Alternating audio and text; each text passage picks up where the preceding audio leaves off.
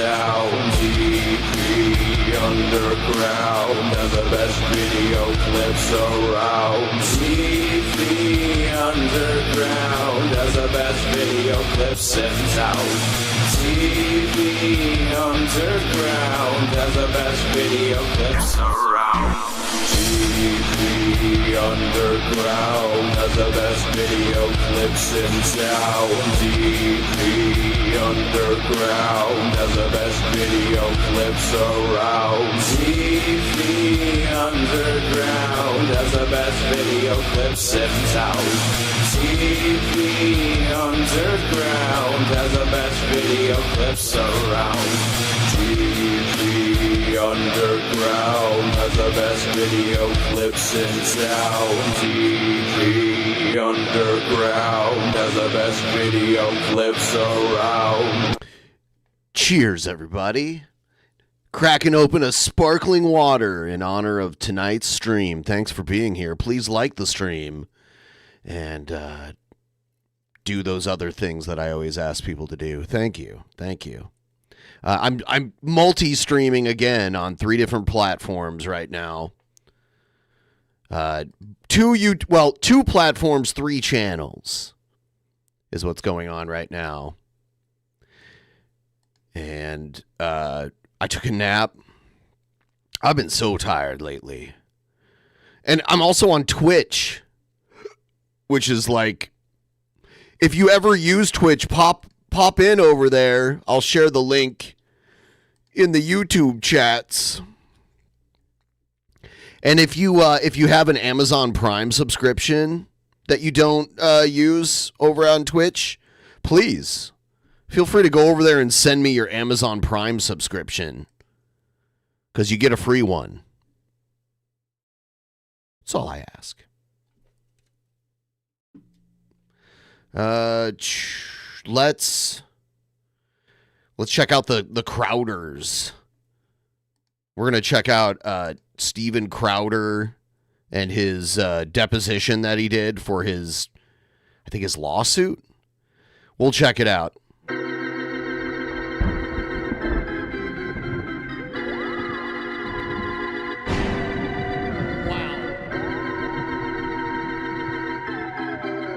I should turn off that goddamn internet. Oh, don't touch me. Don't touch me. TP, are they going to touch me?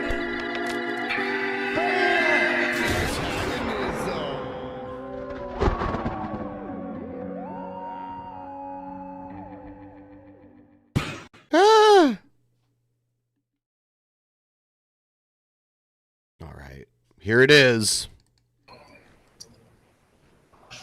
All right, today's date is August 26th, 2024. The time is 1:31 p.m. Central Time, and we are on the record.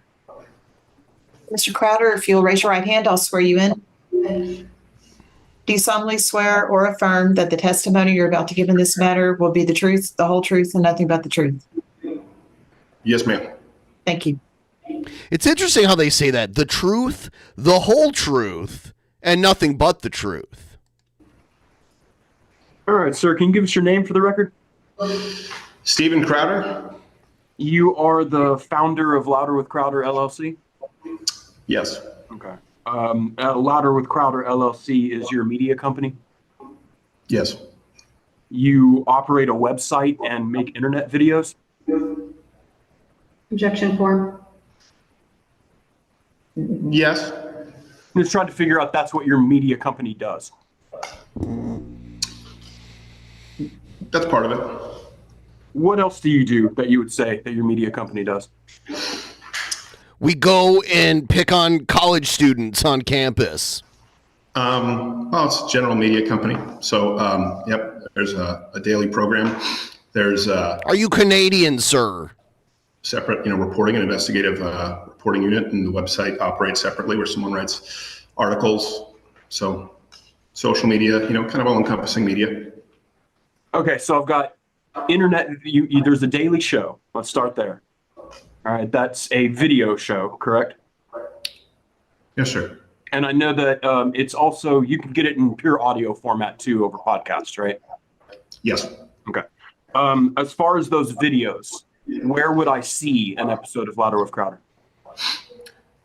So, well, it depends, what point in time. So usually YouTube, Rumble, and then Mug Club, which is, operated under locals. But for a period of time, it would have been, and pardon me, I'm sick today, so if I cough, I don't mean to be distracting. Would have been under Blaze. So Mug Club was operating under Blaze at one point. You would have been able to see them on Blaze. Okay, And these are audio wherever audio is, available, like Apple, Spotify. in other words, to see your show, I would watch it on the internet. Yes. You're not carried on any cable stations? No. You're not carried on over-the-air broadcast television? Not today, no. Okay. Do you have any licenses with radio stations, anything like that, to broadcast your show? Not today, no. Okay. Are all those answers same truth in May 2023? I believe so. Okay. Did you do anything to prepare for this deposition? No. Watched. I had read the files that were sent over from your attorneys. Well, yourself, I guess. The files. Can you tell me what you mean by that? The documents, the complaints. Okay. In other words, the lawsuit that was filed. Yes. Okay. Have you reviewed any other documents to prepare for this deposition? Not to my knowledge, no. Okay. Have you viewed your May 8th or May 9th show? I viewed at least a portion of it, yes. Okay. And I'm mostly going to want to be talking to you about your May 8th show covering the Allen shooting. You're familiar with what I mean when I say your May 8th show covering the Allen shooting? Yes. Okay. Before I get into all that, I want to confirm some details on your background. As far as educational background, it's my understanding you attended a couple semesters of college? Correct. Okay. I think it's fair to say you have no educational background in journalism?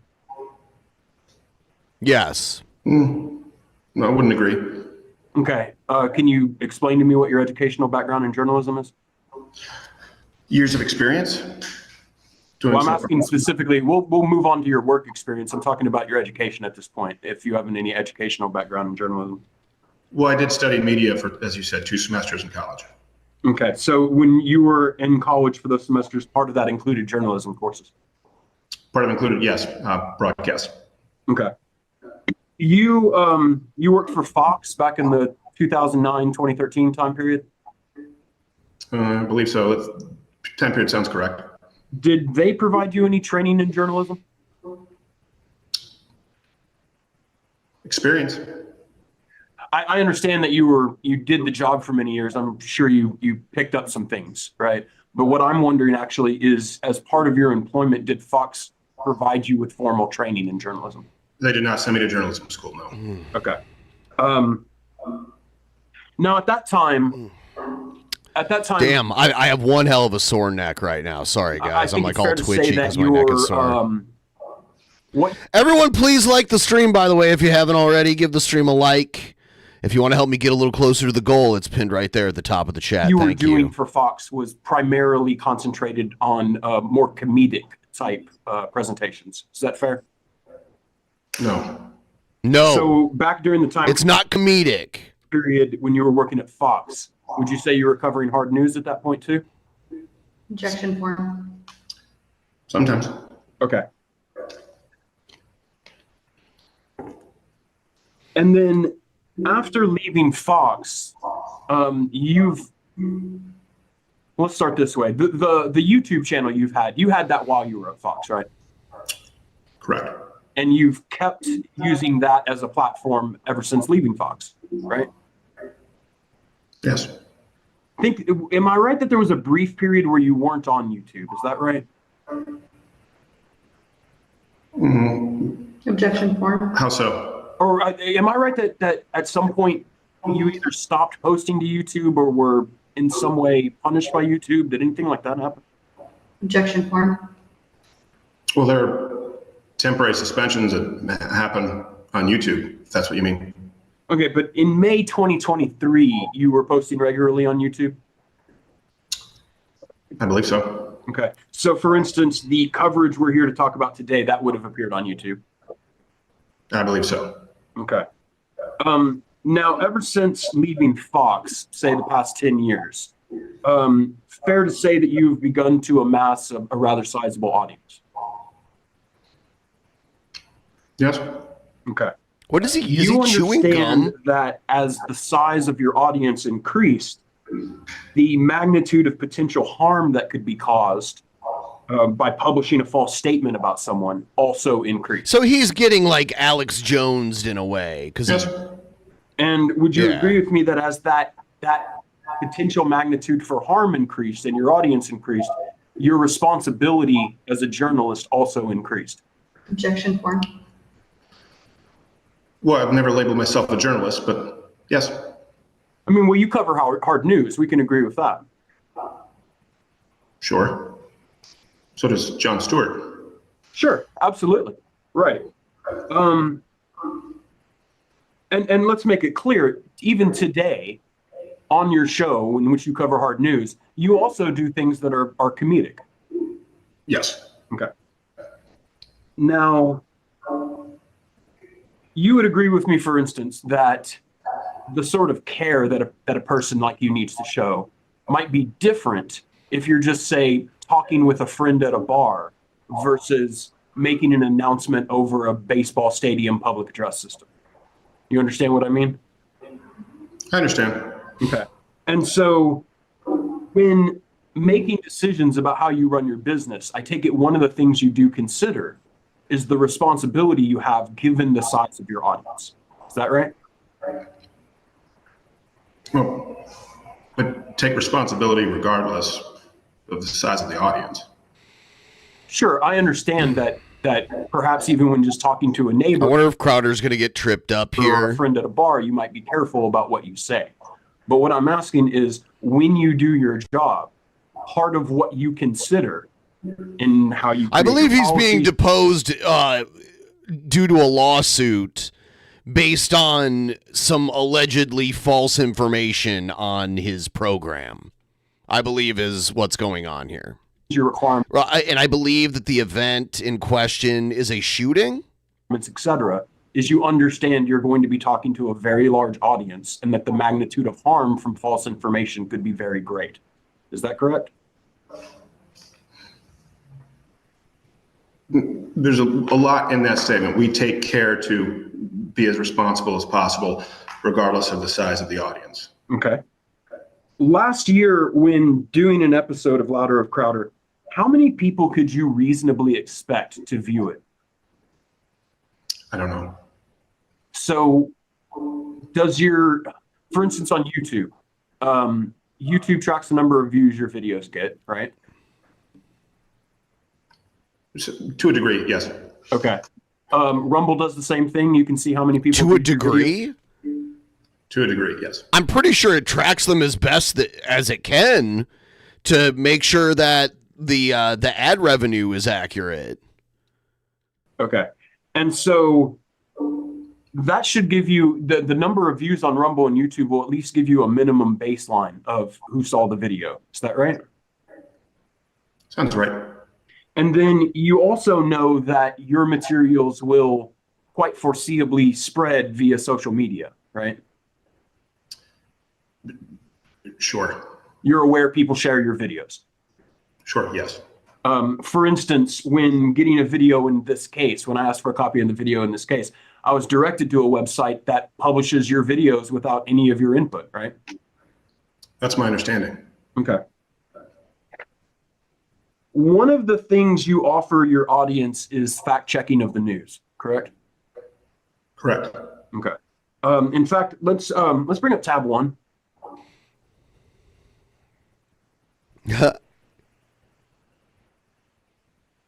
All right, I want to show you something that was just posted to the website last week. And as I think you may remember, we had this deposition scheduled for a few days ago. But one of the reasons that we had rescheduled it is so that you could do fact checking at the DNC, correct? Yeah, it's a portion of it, yes. Okay. So for instance, in this broadcast, you'd be telling your audience, hey, certain claims are going to be made at the DNC, and we are going to use our skills to tell you what is real and what is not. Is that fair? Yes. Okay. So your audience can expect that you're going to be talking to them about matters of truth or falsity, right? Yes. Do you agree it's reasonable for your audience to expect you to use the same level of care they would expect from any commercial media outlet? Objection form. Objection. That might cause him to look stupid. Objection. Yeah. I mean, I guess what I'm getting at is it's not going to be your position that, hey, I'm just a clown. I'm just a guy who plays dress up. I'm not doing news. That's not what your position is. You do hard news. Correct? Look, it depends on the context. Absolutely. Sure. Like we said, there are some instances where your audience is clearly going to know that you're doing a comedic sketch, right? Sure. But your May 8th coverage of the Allen shooting, that wasn't a comedy sketch. The May 8th coverage of the Allen shooting. Does anyone know exactly what that is? May 8th? Was it? They were talking about 2023, I think.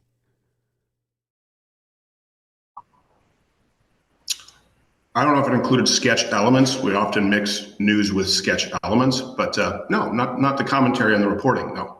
Okay. Please like the stream. All of you, 100% of you. Let's talk a little bit about how things work at your business. First of all, you're the boss at Louder with Crowder, right? Objection form. I guess. Well, I mean, I'm guessing what I'm asking is, if you're doing things throughout your workday, No, my daddy is the boss. is there somebody who can come to you? Ah, the Allen Mall shooting in Texas. Okay. Okay, so he must have. Well, I guess I don't watch a lot of Crowder. I remember the drama with him and his wife. That's all I really remember. Like, and obviously he's like a smug prick. And says, Stephen, no, you can't cover that. You're not allowed to do that. Yes. Okay, who would that person be? My dad. There's going to be a multitude of people. So there are a multitude of people at Louder with Crowder who have veto power over what you can cover on your show. No, a multitude of people who have, wise counsel. Sure, I have a lot of people in my life who have wise counsel. I listen to them and take their thoughts into consideration, but they don't have control over me. And I'm wondering if there's anybody at Louder with Crowder who has control over you, who says, if you do this, Stephen, you're fired. You don't work here anymore. No. At Louder with Crowder? No one can fire me. Okay. And if you want to say something on your show, is there anybody who can stop you? On my show? No. Okay. You would agree that it would be the usual practice of Louder with Crowder. Let me put it in an easier way. You agree it's your usual practice to verify the accuracy of images you share with your audience. Objection form. Can you restate the question? It was telling me that. Sure. It's if you're going to share images with your audience of news events, right? Things that depict news events, it's your usual practice to verify the accuracy of those images before you show them. Objection form. Sometimes. Okay. Let's make it more specific. When you're going to share an image of a purported mass murder, it would be your usual practice to verify the accuracy of that image before showing it. Objection form. And to clarify, Mark, just so for reference, are you referring to Stephen individually or Louder with Crowder as a whole? Him individually. Okay. Go ahead, Nancy. Me individually? Then no. No. So there are, in other words, let's put it this way. If you're going to use on May 8th an image, you're going to show your audience an image of who is purportedly the mass murderer. Is that something you're going to see before you go air? Or is this like a Ron Burgundy situation where you're seeing it for the first time? He incorrectly reported who the shooter was, I guess? Appreciate the reference to Ron Burgundy. Based on Jim Walcott, actually, Canadian sitcom. There's the difference between... I don't know why he brought up the Canadian part. Is the guy interviewing him Canadian? Or, well, he is Canadian also. Breaking news, for example, something that's exclusive to us, where there's obviously very strict, a much more strict process of due diligence. If we are the news, then there's reporting on the news that is available publicly, or reporting on someone else's report. So to answer your question, we would obviously ensure that the reporting on that person's reporting is accurate, meaning the original source would be the reporter. Okay. So in terms of sharing an image, right? I believe what I'm hearing is that if it is your original reporting, you would have a higher level of care than when you are repeating someone else's reporting. Is that fair? No, what I'm saying is that there's a difference between breaking news, being the subject of news, and reporting on someone else's news. So use your example like the DNC. That's their story. They run images or claims. So we report on what they are running. All right, let me give you an example. If the DNC puts up an image, right, and says, here is, let me give you an example. Says the DNC puts up an image of Mount Rushmore and says, this is the Washington Monument, right? You would be able to fairly and accurately report the DNC is saying that this picture is the Washington Monument. That's fine. Right? We're on the same page so far? Yes, and I would show their picture. All right. It would be different to say, here is a picture that the DNC is showing that they say is Mount Rushmore. And I'm telling you they're right. That's different in your mind, right? No. That's the same thing. What is he eating? So you can report. Does he have like chewing tobacco or something? What the fuck is he eating? This is what I'm trying to get at. Is okay for you? It looks like it's down here. Investigating to report someone else's accusation as truthful. To report their reporting as authentic and truthful. Yes, if I believed it was Mount Rushmore and they told me it was Mount Rushmore and showed a picture, I'd show their picture. And do it without any further checking.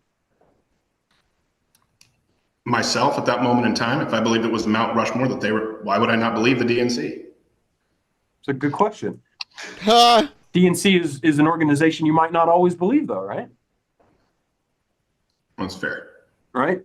They have, in your eyes, they have some credibility issues, I would take it, right? It depends on who they are. So in other words, what I'm saying is not all sources are equal, are they? That's fair. Okay. Would you agree that it's important to verify the accuracy of an image of a purported mass murderer before showing it to your audience? Yes. Okay. Why is it important to verify the image of a mass murderer before showing it to your audience? Well, same reason that it would be important to verify anything. Why is that? If you are making a definitive claim, you should do your best to be accurate. Why? Because truth matters. Just intrinsically, or why? Did things happen? What can happen? Intrinsically. Okay. So do you understand, though, that if false information... Here's an actual article. This is actually from Rolling Stone. Back in April of last year, right-wing outlets and influencers sued by man misidentified as mass shooter. So this guy was incorrectly identified as the Allen, Texas mass shooter.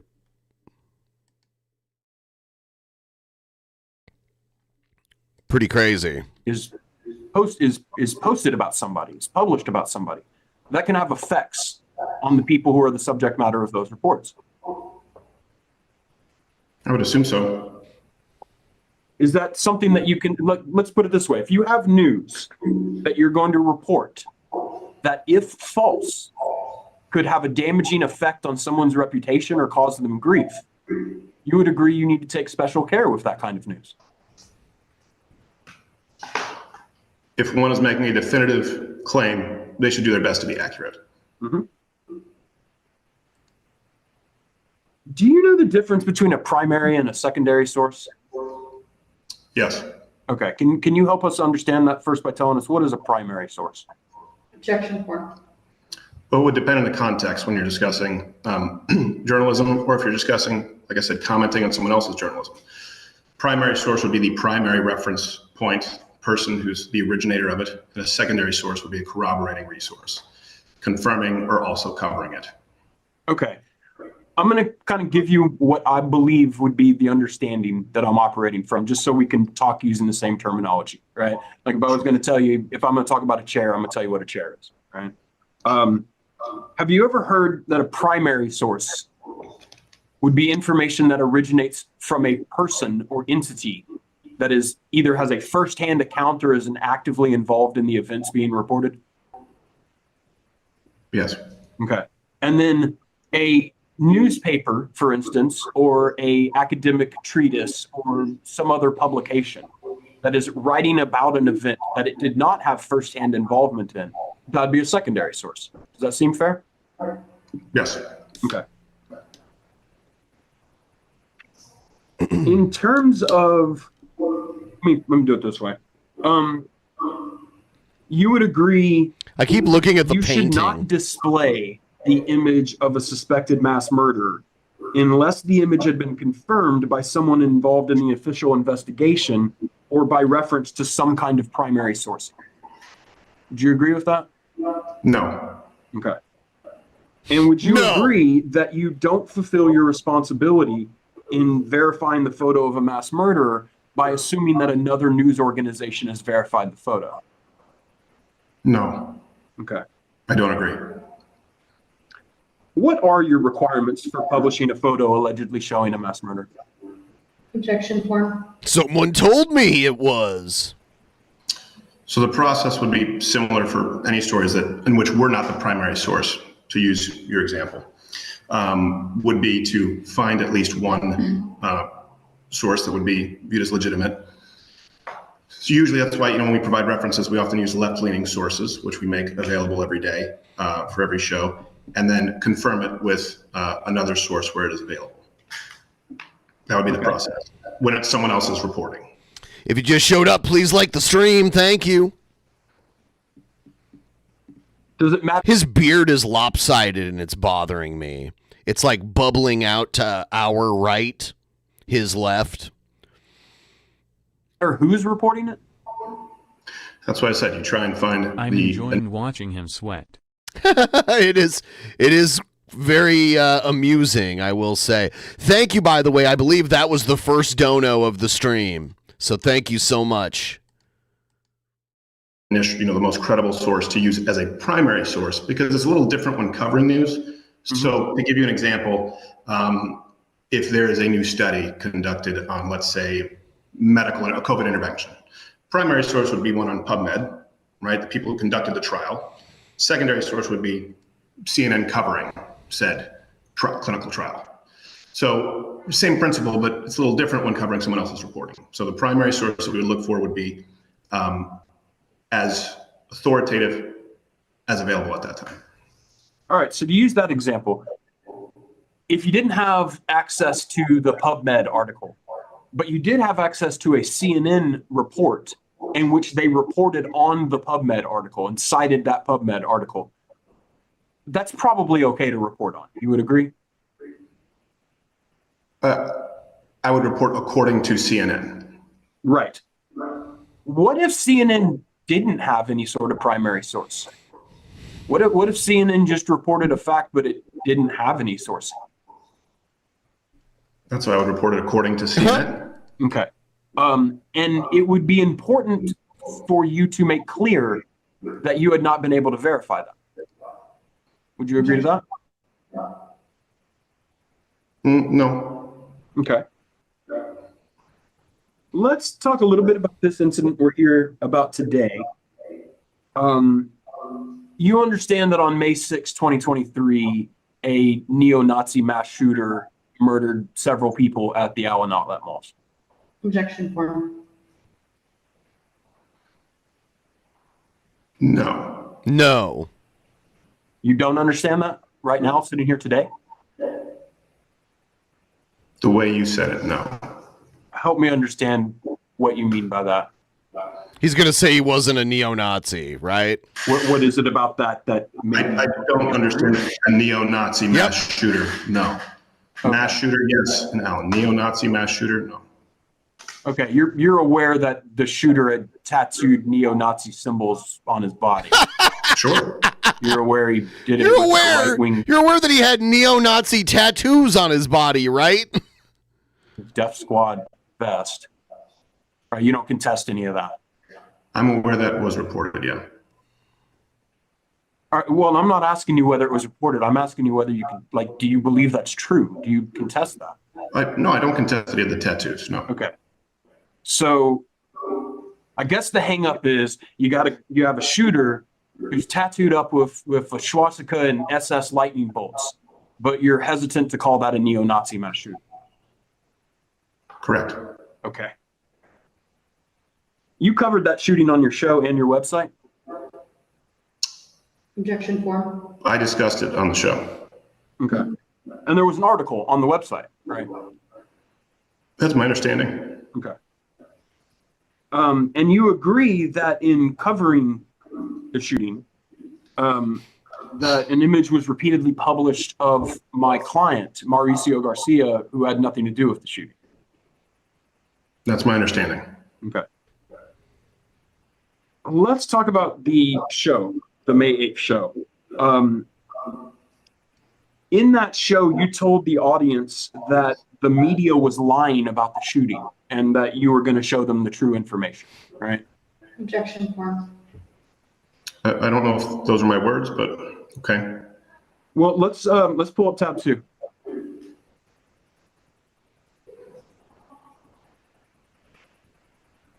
All right, I'm showing you now what is tab 2. We'll be offering this as exhibit 2.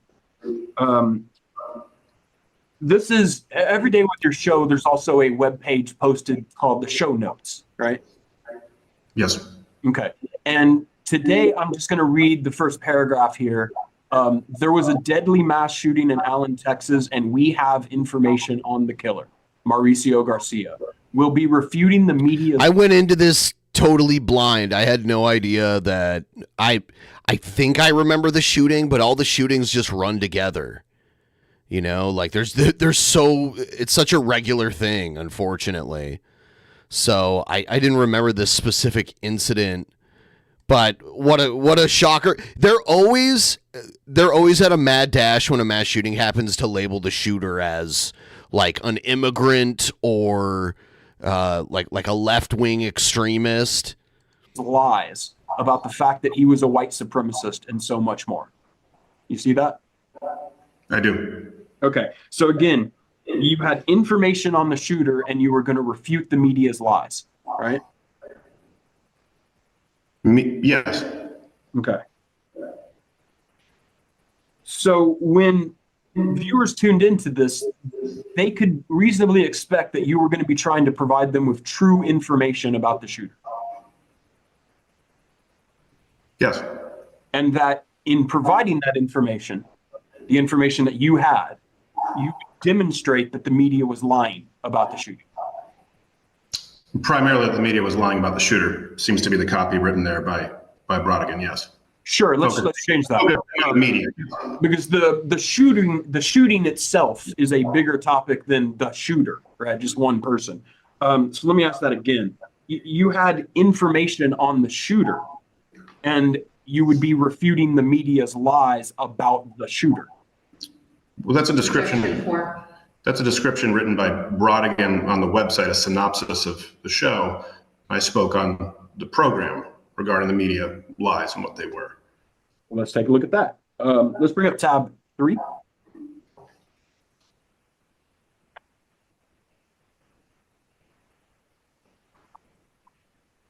All right, I'm going to show you an excerpt that I want to ask you some questions about from your May 8th show. So let's play that now.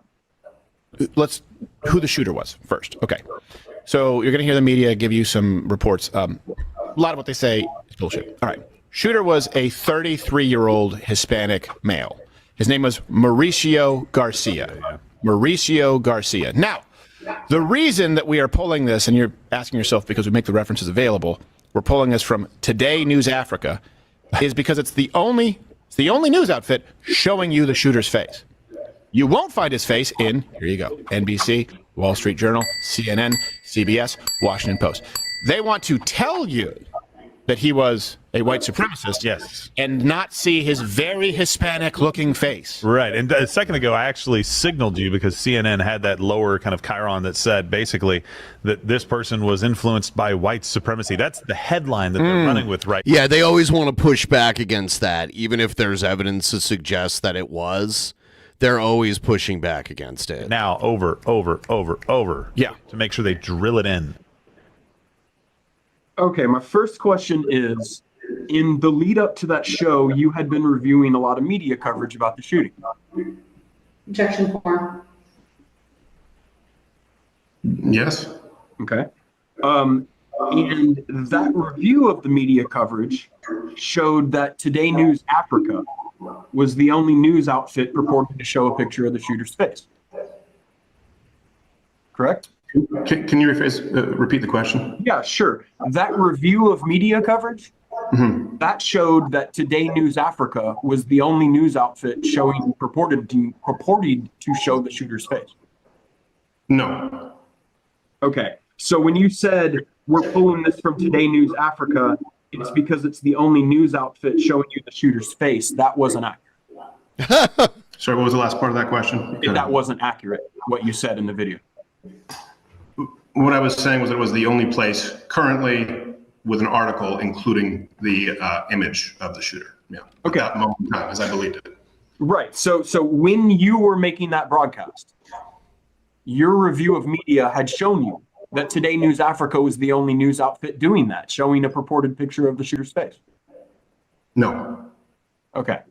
I'm a little confused because I thought what you had just said was that at that time, that's why you said that it's the only news outfit showing you the shooter's face. Mm-hmm. Is that right or is that not right? No, it was the only place at that moment in time with an active article, including that image. Of course, there were many other places that had carried it or social media. So at that moment in time, because that was a White House press credentialed reporter. Well, no, that's all I'm asking about is that moment in time. Mm-hmm. And that they're the only news outfit purporting to show the shooter's face. We can agree with that. I don't. Can you tell me the news outfits that at that moment in time were showing the shooter's face? No, it'd be difficult to remember. It was everywhere on social media and different articles. So. Well, look, I understand it was on social media. Social media are not media outfits, right? Just some random person on social media is not a media outfit. Correct? No, I disagree. Okay.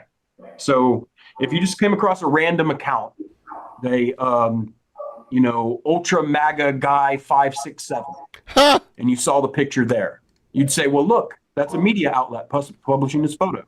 Is that right? No. Okay. No. So as far as any other news outlets that were showing you the shooter's face, right now you can't think of any, right? I don't remember which ones, no, at that point. All right. I remember that one because it was a credentialed reporter. So what I'm really trying to get to is this line from the show. We're pulling this from Today News Africa. It's because it's the only news outfit showing you the shooter's face. Is that statement true or false at that moment in time? Could have been poorly worded. All right. So there are other news outfits showing the shooter's face at this point in time. Objection form. I believe there were. Okay. You just don't know what they are, right? Not at this moment, no. I can't imagine they played a big role in your decision to use this photo then, right? Objection form. They could have. I mean, you can't testify to that today. You have no idea what they are, right? Objection form. They could have. I couldn't testify to, for example, fact checks of the DNC when one primary source is used, other corroborating sources, because Ultra MAGA guy 567. If we check it once or twice with another source, we provide usually one. Okay. So it's of equal importance to have other people who do. What do you mean by that? It's of equal importance to have other people that do. What does that mean? Meaning whether it's social media, whether it's other news outlets, there are several sources that we'll often check, but one is made available. So if CNN makes a claim and we check it and then we see that Washington Post makes the same claim, well, in the reference, CNN may be the one that we reference, but Washington Post was very valuable in ensuring that CNN wasn't the only one making that claim. Sure, but as we discussed, all sources are not equal, right? Sure, not all sources are equal. I would agree. Okay, so we don't know. I mean, I'm trying to figure out what reasonable basis did you have to believe that this photo was being published or was accurate? And so far, I'm hearing Today News Africa, and I'm not sure if I'm hearing anything else. Oh, no, that's not the reason that I believe it was accurate. I believe that everything else He believed it was accurate because it was like a Hispanic guy. Probably a migrant. Everything else mentioned in the clip you even just showed was taking Americans' jobs and then doing mass shootings. Disgusting. Correct. As far as the age, as far as the weapons used, and most importantly, the African-American officer, the black officer who took out said shooter, which wasn't being covered, and the media coverage of it. And then there was the image that was incorrect, but all that other information was correct. Right, but I'm here because my client was misidentified, right? I don't care too much about this African-American police officer or whatever, right? Like, I'm trying to figure out. I mean, the whole point of me having you here today is to try to figure out, did you have any basis to think this thing was real in terms of this picture? In terms of this picture, all right. And I'm here in Today's News Africa. Can you tell me any other reason you had to think that it was real? No, what I'm saying is that all the other reporting information was correct, and a White House press credentialed reporter also included an image. Everything else reported was correct. The image was incorrect from the White House press credentialed reporter. All right, put a pin in that. We're going to come back and talk to you about that. I promise we're going to talk about put a pin in that one. Reporter and White House credentials and all of that. So make sure to remember that. I want to ask you though, in the video, you said you won't find his face in NBC, Wall Street Journal, CNN, CBS, Washington Post. They want to tell you that he was a white supremacist and not see his very Hispanic looking face. Do you remember seeing that in the video? Yes. All right. So we can agree that you told your viewers that mainstream media outlets were hiding the picture from the public for nefarious political reasons. Objection form. Which picture? The picture you were displaying from Today News. No, I don't agree. Okay. So when you said that you won't find his face in those outlets, and they want to tell you that he was a white supremacist and not see his very Hispanic looking face, you're saying that's a choice they made, right? These media outlets made a choice. To include no image verification, yes. To include no images of the plane of the shooter, right? Right. Right. And the reason that they didn't include pictures of the shooter, the reason you had to get it from Today News Africa is because they didn't want the public to see the shooter's face. That was what you were telling your audience. Objection form. No. I'm having trouble reconciling what you're saying now with what you said in the video, because you said straight up that they don't. Please like the stream, by the way, if you haven't already. Give the stream a like. Thank you. I want you to see his very Hispanic looking face. So that we can say the media outlets made a decision for political reasons to say that he was a white supremacist, that they did not want to show his face, right? That's what you were telling your audience. To show any images, sure, yeah. Right, and you had an image, right? You had one that you think they should have shown. Objection form. No, I believe they should have shown any image, including the footage of including the misidentifying of the black officer. At that moment in time, there was a push for gun control. And a white supremacist shooter. At the time, we were told that was the greatest domestic terror threat. And it was an editorial decision to not include a litany of information as it related to the shooting in total, including a Hispanic shooter who was simply labeled a white supremacist. I want to talk about two possibilities that existed for you on May 8th, all right? One possibility is that major media organizations made a decision that they were not going to show any pictures of the shooter's face. And they were doing that because they wanted to press a story about white supremacy. And a second possibility is that those news organizations were either unable to confirm the accuracy of a photo, right, or they had already determined that the photo that you were showing was false. Right? You understand those two possibilities. No. Why don't you understand that? That's easy to understand. You couldn't find anywhere to verify that the picture was authentic because no one could verify that it was authentic. I'm not saying you agree with them. I'm understanding you understand that those are two possibilities that exist. No, the second one is not possible. It is not possible that the news organizations you were referring to were either unable to confirm the accuracy of the. I remember when the Trump shooting happened and there was like these pictures of random people going around. It's like, I'm not going to show. Like, I can't remember. There was one that got passed to me right when it happened that it was obviously not that person.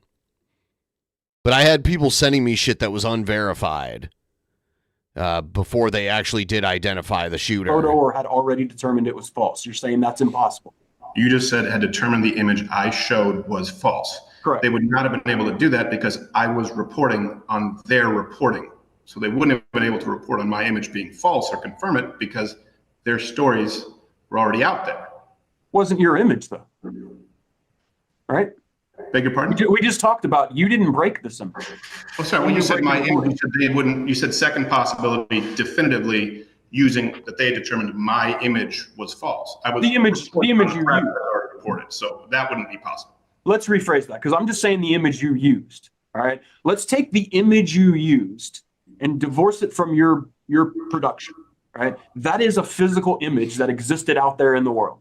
Right. That image, yes. Yes. It is totally possible that the reason the media wasn't printing any pictures of the shooter is because they'd been unable to confirm the authenticity of any picture, or they had already confirmed that that picture we're talking about, that picture of my client, they had already determined it was false. That's possible.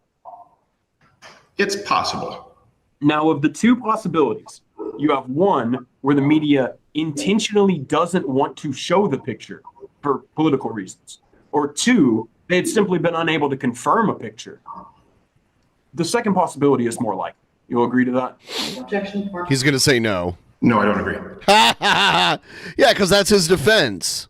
That they were hiding his face for political reasons, not because they didn't confirm, not because they couldn't confirm that the picture was actually the shooter. All right.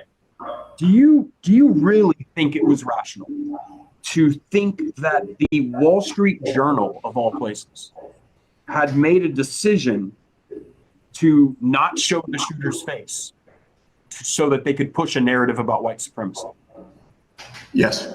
Why? The Wall Street Journal that's owned by News Corp and Rupert Murdoch, that same Wall Street Journal was intentionally deciding not to show the shooter's face for a political reason. That was rational in your mind. That same Wall Street Journal, I believe it's rational. Why? All right. Now, as you said in the video, you acquired the photo from something called Today News Africa, right? I believe so. Okay. Where did Today News Africa source the photo from? Objection for. I don't remember at this moment in time. Did they say in their reporting? I don't remember at this moment. It'd be important to learn that information, right? It's their reporting. It's important to report accurately on this person's reporting. Right. So if Today's News Africa had a primary source, that would be useful information to know. That would be useful. And if they didn't have any kind of primary source, they had no sourcing whatsoever, that should have been a red flag for you that you couldn't verify the image, right? Objection for. Could be. You had mentioned earlier that, okay, so first of all, on May 8th, had you ever heard of Today News Africa? Yes. Okay. So that was the only source he actually used. You were familiar with this individual, Simon Ateba? I don't remember. Okay. That, to help refresh your memory, that's the person that I believe you referred to as a White House credentialed reporter. I believe so. Okay. What credentials, White House credentials, did he have? Objection form. I don't know which credentials he had. I know that he was listed as a White House credentialed. I don't know if it was a member of the press corps. There are different kinds of credentials, but that was my understanding. He was a White House credentialed reporter, I'll have you know. Did you gain this understanding? Objection form. I don't remember at that point in time. There would have been people who verified that and told me that was the case. Okay. Do you think he had any credentials that were any different than any member of the public who applies to access the White House grounds? Well, than any member of the public, or than members of the public who are allowed to access the White House grounds? Right. Do you know what a hard pass is to the White House? A hard pass? A hard pass. Yeah. No. Okay. You understand that any member of the public can apply to the Secret Service to get a pass to enter White House grounds. Did you know that? I know people can enter a process, sure. Okay. Do you have any reason to think— I notice he really doesn't want to admit that he doesn't know things. You know, he really doesn't want to admit, like, he'll wait a long time before he's like, no, I don't know that. He had any different credentials— I don't have facts to back this up— than just getting a hard pass? What's the information at the time I did? Okay.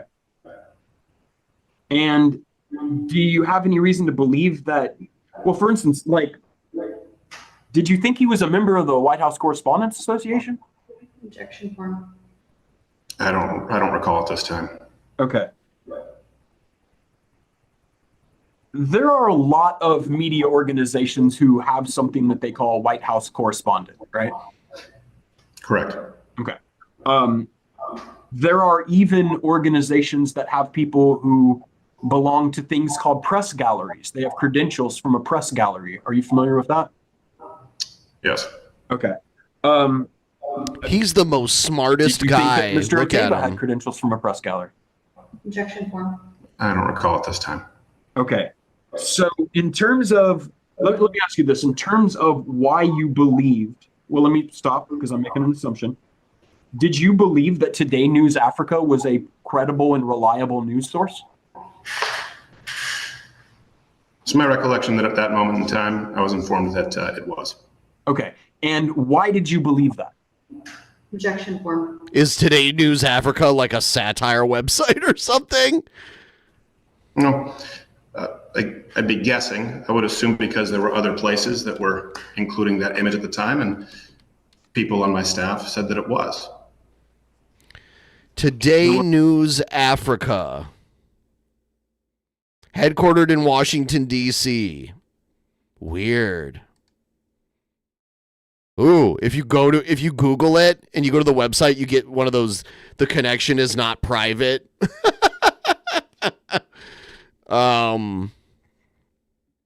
Today News Africa.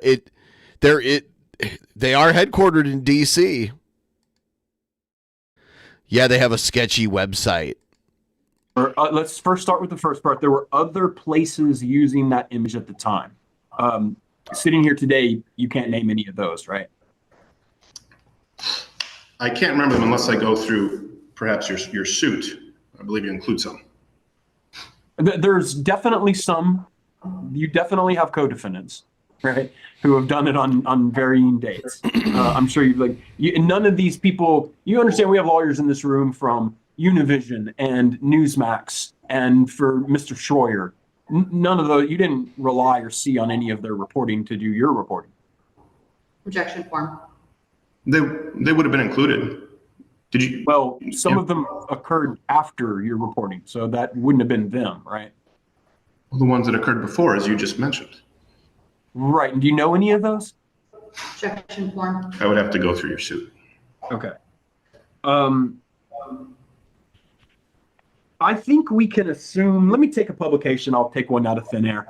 I think we can assume that you would find a publication like Huffington Post to be frequently unreliable. Am I right in that? No. Huh. So he just admitted under oath that the Huffington Post is not frequently unreliable. Can you give me an example of a media outlet that you would believe that is not sufficiently reliable enough for you to use the word reliable for them? Sorry, can you reframe? Can you? Yeah, sure. I'm looking for a media organization you don't find to be generally credible. That you would say, hey, these people are frequently enough unreliable that I don't think they should be relied on for the state of fact. Do you know a media organization like that?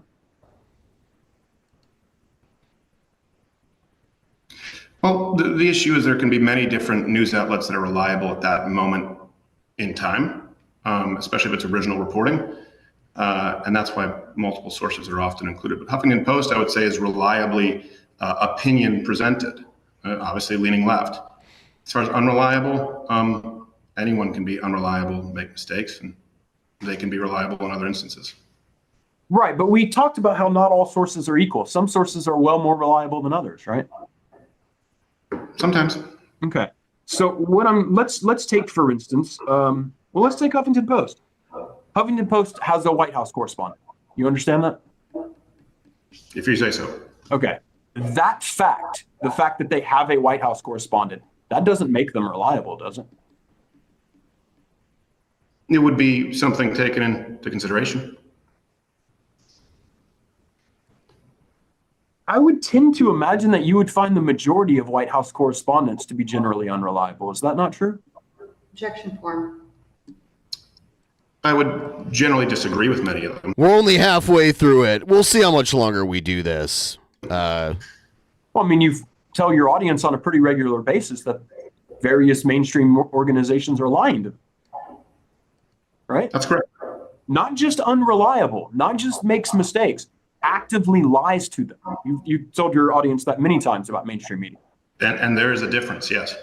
And so, say you got a mainstream media organization, one that you've criticized for lying in the past. It wouldn't follow for you to consider that organization to be generally reliable, would it? No, it's incorrect. Can you reconcile for me how, I mean, look, we're talking about the bad old MSM.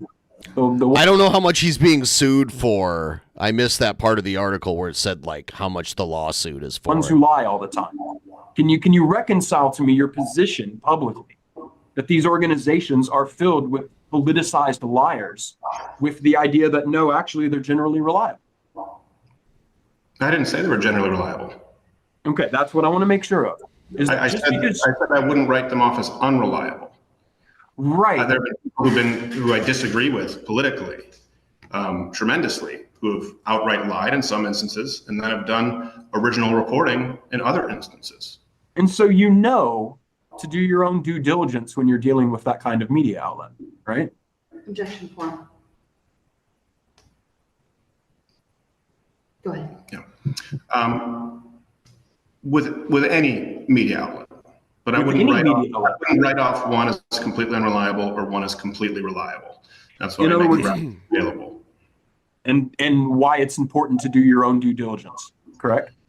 And why I think it's most important to make your references publicly available. All right. In order for the image to be shown on your show that day, again, we talked about it. It wasn't the when you're broadcasting on the show as you're saying it. That's not the first time you see that image. You saw it before you went on the show. Yes. And you would have to, in order for the image to be shown on your show, you would have to approve its use. Objection form. Yes. Okay. And once you use the image and approve it, were other Louder with Crowder staff members permitted to use that image, or would they have to take some additional steps before they could use the image?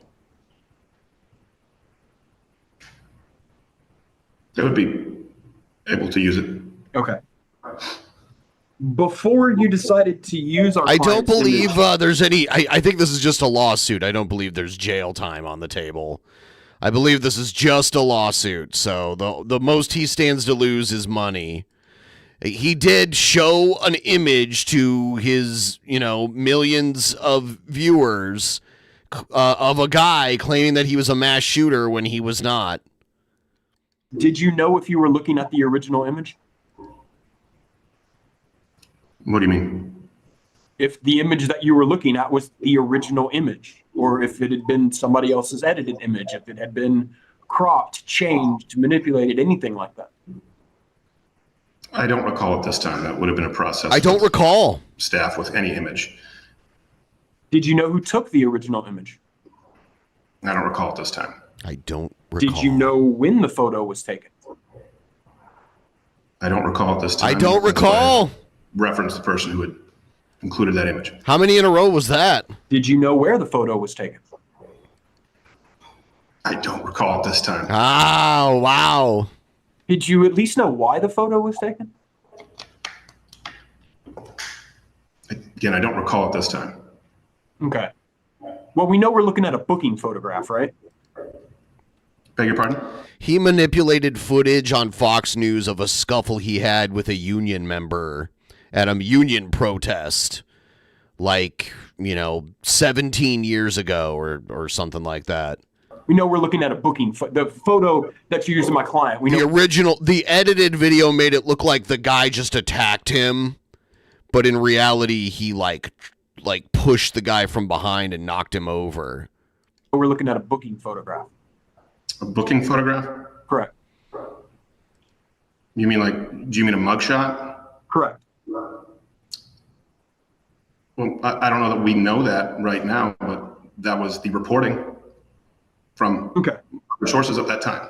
Let's put it this way. That's the information. 2011, so 14 years ago. That's the information that was being reported on at that time. All right. Considering it was in other words, if the information you relied on is, hey, I'm looking at a mugshot, I'm looking at a booking photograph. Well, let me go back. Let me actually scratch that question. You knew the shooter wasn't arrested for the shooting, right? Yes. Okay. And you knew that from law enforcement on their announcement of his name and age and details that he had no criminal history, right? That the shooter had no criminal history? Right. The shooter who was killed in Allen? Correct. I don't recall that at this time that he had no criminal history. Would it be the normal practice of your show when covering an event like this to keep up with the announcements from DPS and City of Allen Police, the law enforcement officials?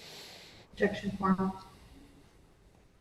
I don't know at that specific instance in time. I would imagine there'd be an aggregation of sources. Okay. Well, let me ask you this: if you had, I imagine that's where we got the footage. I don't know where we got the footage of the officer who, shot the shooter. Sure. Okay. But again, I don't remember. Assume for me that you had taken the efforts to find out about the details of the shooter, right? That he was Mauricio Garcia, 33 years of age, Dallas, Texas, no criminal history. If you had known that information, you would have known the image that you were looking at, this mugshot, was not the shooter, right? No. All right, well, let me try to walk you through the logic of this. I'm going to go ahead and assume for me that you knew, right? And I don't know if you did. I don't know if you did or you did not look at this or whatever. I'm not making that assumption. But if you did know the shooter had no criminal history and you knew he wasn't arrested for the shooting, you knew that mugshot wasn't a picture of the shooter, right? That way, if you had known that information, you would have reached that conclusion. No. Can you explain to me how a person with no criminal history and no arrest for the shooting, how they would have a mugshot? You were the one who said we are under the assumption that it's a mugshot.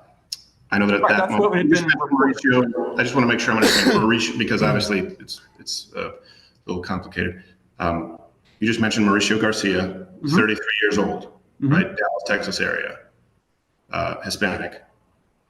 That information is accurate to my understanding. Yes, all that's accurate. Okay. And the image was not. Right. The image is Mauricio Garcia, 36 years old in Dallas. Right. I understand that. Okay. What I'm asking you is something a little different. Is that if the information you were being reported is, hey, this mugshot is the shooter.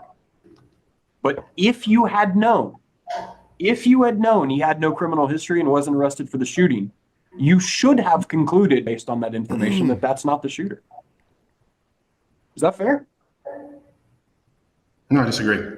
Okay. He's like, hey, he had no criminal history and he wasn't arrested for the shooting. So why would there be a mugshot of him? And Crowder can't wrap his brain around that. Again, can you try to explain to me how somebody who has no criminal history and was not arrested for the shooting, how they would have a booking photograph? I was reporting on the reported information. Answer the question. Include the other information, which we both just agreed was accurate, and an image. I don't remember the rest of the details. I'm not asking any of that, though, right? I'm asking a very simple question. Is if you had known, in fact, let's go ahead and take this completely away from the Allen shooting and treat this as a hypothetical, all right? You have an individual you're trying to identify and match with a picture, all right? And you have two pieces of information. On one, you have somebody reporting, hey, this mugshot is the shooter. And then the other piece of information you have is that person has no criminal history and that person was not arrested for the event. If you know those two pieces of information, you should know that the first piece of information, that mugshot, is not the shooter, right? It's a hypothetical question. I don't know that the researchers at that moment in time knew that. I don't know that that was included in the original reporting, and it's why we made sure to list the original reporting and report it on their reporting. I don't know that information was known.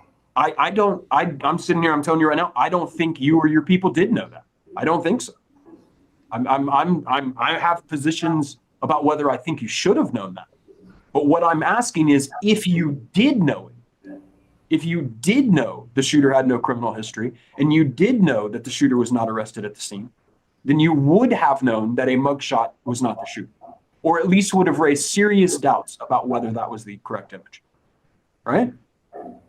If one did know that there was no criminal history, if one knew that there had never been any type of image taken in a police precinct or legal type situation or context, if one knew that definitively and then knew that that was definitively a mugshot, then that would be a reasonable assumption, I believe, if I've met those prerequisites that you've said. And now assume for me that you didn't know for sure, but you had conflicting reports. You had one report saying it was a mugshot. You had another report saying there was no criminal history and no arrest. Without knowing which one is true, you would agree that that would create a situation in which that would produce significant doubt about whether that image is correct or not. Objection form. Right? I don't know. All right. Hey, Mark, when you get to a stopping point, can we take a break since it's been about an hour? Yeah, absolutely. That's not a bad idea. Let's do that. And tell you what, you want to like take a 20-minute maybe? Something like that? Is that okay? 20 minutes? Do you want less than that? What do you want? Yeah, sure, that's fine. Okay, yeah, back at 2:50. Yep, that sounds good to me. That'll work. Off the record at 2:29 p.m.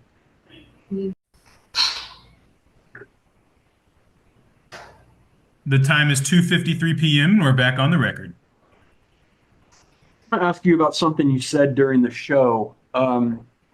You had kind of started your segment there about the shooter's identity by saying who the shooter was. A lot of what the media is telling you is bullshit. You remember saying that? Yeah, you showed it to me. What was bullshit about it?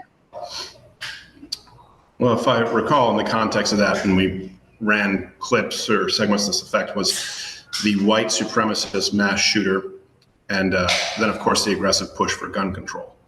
And that the media had initially just covered it as a white supremacist mass shooter, and then didn't go back to it, which was a pattern. What do you mean didn't go back to it? What does that mean? Didn't go back to the story that they said they would be reporting on once new information had come out, and instead pivoted to, the gun control measures.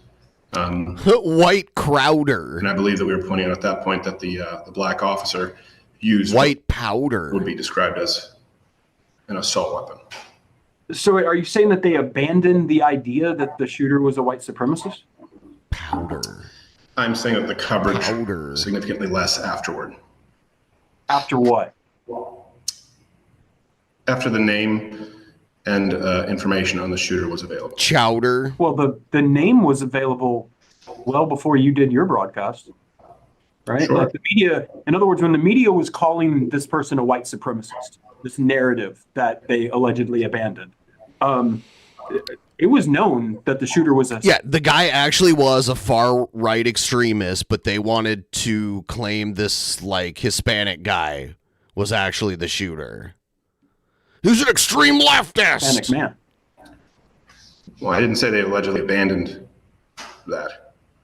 Okay. I'm sorry. I'm getting really confused by some of your answers today, and I apologize for that. Because what I believe that I had heard is that they shifted the story away from this white supremacy stuff once new information came out. No, they shifted away from the wall-to-wall coverage altogether. Wall-to-wall coverage of the shooting, or the coverage that he was a white supremacist? Of the event altogether, yes. Okay, so it's your initial coverage was white supremacist mass shooting. Uh-huh. And then when the story was Hispanic male mass shooter taken out by black officer with, I believe, an AR-15 or something equivalent, the story was not covered with the same zeal. And I believe that's the point that we were addressing. Contextual. I'm not understanding, though, from the day of the shooting, well, or at least the day after, at least since May 7th, we all knew it was a Hispanic mass shooter, right? I believe you're correct the day after, yes. And so when the media was pushing this story about that law enforcement sources were saying that he was a white supremacist, they did that knowing he was Hispanic. Not initially. I don't understand, Mr. Crowder. We knew his name was... So was the white, because that does happen, obviously. So was the shooter Hispanic and a white supremacist? We knew his name was... Hold on, let him talk. We knew on May 7th, before your reporting, a full day before your reporting, the whole world knew that this was Mauricio Garcia, a Hispanic mass shooter, right? That's what we reported that day. Yes, I believe your memory is correct. It was the day after the shooting that information came out, right? Yes. Right. And then the day after that is when you Mauricio Martinez Garcia. Right. So we already knew he was Hispanic. That didn't change. Nothing changed in terms of his identity. I did, because I believe the information became available after I believe what you just showed me was a Monday. I'll take your word for it. I think that was the clip that you had just shown. So if it would have been available during the weekend, but not when the shooting had just taken place. I'm reading the shooter's profile right now. Supremacist mass shooting, and that was covered with great enthusiasm. He probably did love Cat Boys. Then the day after, as I believe your recollection is correct, Hispanic male, it wasn't covered with the same extensive coverage. Well, let's walk through the chronology. All right, we have the shooting on May 6th. And on May 6th, we don't know anything about the shooter. There's no information on who the shooter was, his identity, his motivations, anything. You agree with that? I don't know that that's correct, and I don't know that the media was covering it that way. I believe they were covering it as a white supremacist immediately. Please like the stream if you haven't already. Thank you. All right. I think if you go back and you look at these events, what you're going to find happen is that the New York Times published from law enforcement sources saying that Mauricio Garcia had social media that had neo-Nazi ideation, he had tattoos, and that they were looking at a social media site, right? That's where all this comes from, right? Is this New York Times report. And on that day, as that's being reported, it's being reported that the guy's name is Mauricio Garcia. So what I'm trying to understand is what new information came to light that you say made the media change the narrative of its story? I would imagine that it's a Hispanic male being labeled a white supremacist, and that was why they didn't cover it nearly as extensively. Let me just make sure I have you correct.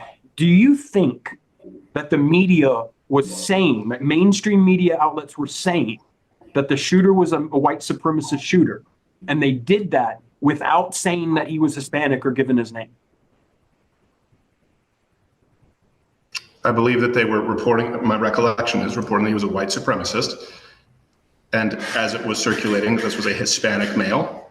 The story was not being covered with the same zeal. Yeah.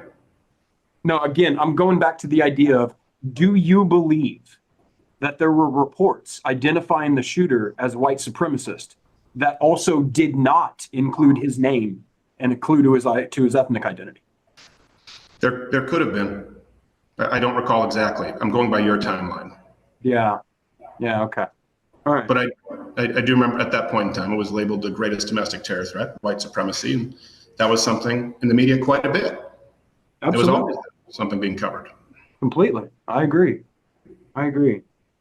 You don't have any reason to dispute with me that the shooter's name was known on May 7th. I don't have any reason to dispute. Okay.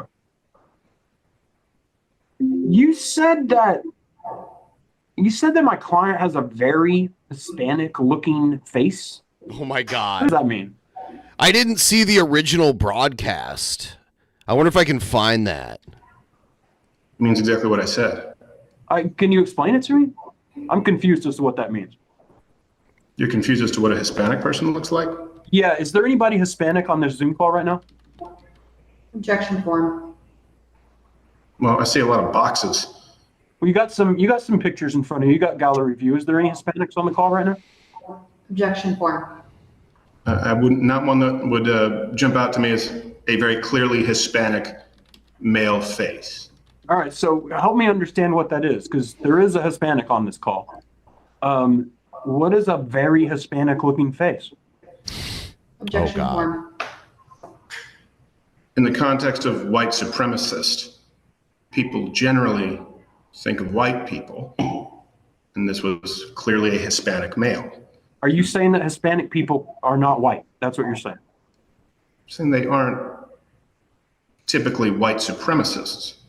They are, I mean, not, it's becoming more typical. Where'd you get that idea? You believe that Hispanic people aren't white, there are no white supremacist Hispanic people? I didn't say no, I said typically. Right. That means that that does exist. If you say, yeah, typically, that comes with a but, doesn't it? But there are Hispanic a Nazi. Right? If you say there are some. I'm asking you. Did you know that? I would imagine that people who are not particularly white don't make great white supremacists. That's an interesting question. So let's. There are white Hispanics. First of all, it actually raises a very interesting question. You know what a Chicano is? I know the term Chicano, yes. Okay. And I'm using that to mean an ethnic identity for Mexican Americans who have a non-Anglo self-image. Right? You've heard that term before, Chicano? I'm sorry. Could you repeat that? It was that I'm using it to mean an ethnic identity for Mexican Americans who have a non-Anglo self-image. Sure. You've heard Chicano used that way, right? I've heard the term Chicano. Yes. Not every Hispanic is a Chicano. You'd agree with that? Well, of course. And there are Hispanics, you understood as of last year, you understood there are Hispanics who do have an Anglo self. This is why he can't ever be wrong. I'll give him this. Latinos are racially put under the white check box, but now we got separate ones to specify if you're Afro-descendant or Asian Latino. Well, there's white non-Hispanic and then white Hispanic.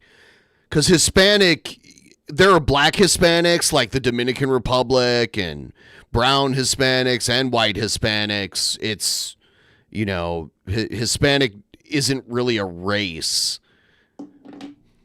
It's like an ethnicity. Sure. If you're talking, what I'm saying is you may not see them as white, but there are Hispanics who definitely see themselves as white. Objection form. You mean like from Spain, perhaps? Yeah. No, I'm saying there's Mexicans. Brazil. No, I'm saying Mexican Americans. There are Mexican Americans who identify as white. Objection form. Is he about to say Louis C.K.? Okay. Did you understand that? Well, I understand that. Okay. And so let me put it this way. You understood when covering the shooting that the quote unquote whiteness of Hispanic people has been heavily culturally litigated over the past 60 years and up to the present day. That's something you understood. Objection form. I don't understand the question. I'm trying to say Hispanic whiteness has been litigated since in the last 60 years. I just want to understand. Yeah, culturally litigated. In other words, that they're well, let me put it this way. I take it you like in your life you've known some Hispanic people, and some of them might have names like Robert, and some of them might have names like Roberto. You understand what I mean? Very well. All right, and you understand what I mean by assimilationism, that there is a part of Hispanic culture that has attempted to be assimilationist, right, and adopt into white American culture. You know that exists. I understand that it exists with certain substances. You understand that there is also another separate part of Hispanic culture, which is non-assimilationist, which rejects an Anglo self-identity, right? Sure. And you understand that some people who are Hispanic identify as white, whereas other people in our culture do not consider them white. You understand that? Are you saying that some people identify as white and other people don't identify? Yes. Consider them white. Yes, I understand. Well, I understand white supremacy very well, that they would not include any of the aforementioned groups amongst. Oh, they do. They do. They would not allow it. I'm pretty sure they do. Ideology. Right. So what I'm saying is, you already knew when broadcasting this show that not only do some Hispanics identify as white. Let's go back. When I talk about like cultural litigation, for instance, the face he just made was like, oh shit. Let's talk about the real 33-year-old Mauricio Garcia who committed this crime, right? That person very well might consider themselves white or considered before their death, but you didn't consider them white, correct? Objection form. Would I consider a Hispanic-looking male white? No, I would consider them a Hispanic male. Do you know what the real shooter looks like? What the real shooter looks like? Mm-hmm. It is my understanding that he's a Hispanic male. Well, I'm asking you, does he have a very Hispanic-looking face? Objection form. To the best of my recollection, he looks Hispanic, yes. Okay. He has a very Hispanic-looking face. Understood when doing your broadcast that not only do some Hispanics identify as white, some identify as neo-Nazis and white supremacists. You knew that, right? I knew even like Jewish Hispanics that were like, their last name was Martinez, but they weren't Catholic, they were Jewish. And their family going back was like Jewish, which was interesting. No. You didn't know that. That was new information to you. I believe if you watch the show, it was comical information. You found it funny that a Hispanic person, in an attempt to litigate their own whiteness, might associate with white supremacy and white supremacist ideas. You thought that was funny. I find it comical that someone who would not be accepted amongst racist white supremacists in any way, shape, or form would identify with them. You really in touch with how racist white supremacists might view certain people? Is that something you know a lot about? Objection form. Are you asking me personally? Or Yeah. Like, I don't know how you look. I know there are Hispanic white supremacists. That's a thing that exists, right? I know that. I know there are neo-Nazi white supremacists who have Hispanic backgrounds, right? And I think what you're saying is that that's actually not possible because no white supremacist would ever associate. Objection form. So I guess what I'm getting at is you're correct. As a general rule, white supremacists tend to be quite racist. Right. I get that. And Hispanic white supremacists also tend to be quite racist, don't they? Objection form. I know that Hispanic people can be racist as anyone can be racist. I'm asking you specifically, though, about Hispanic white supremacists. It can be very, very racist, right? Objection 4.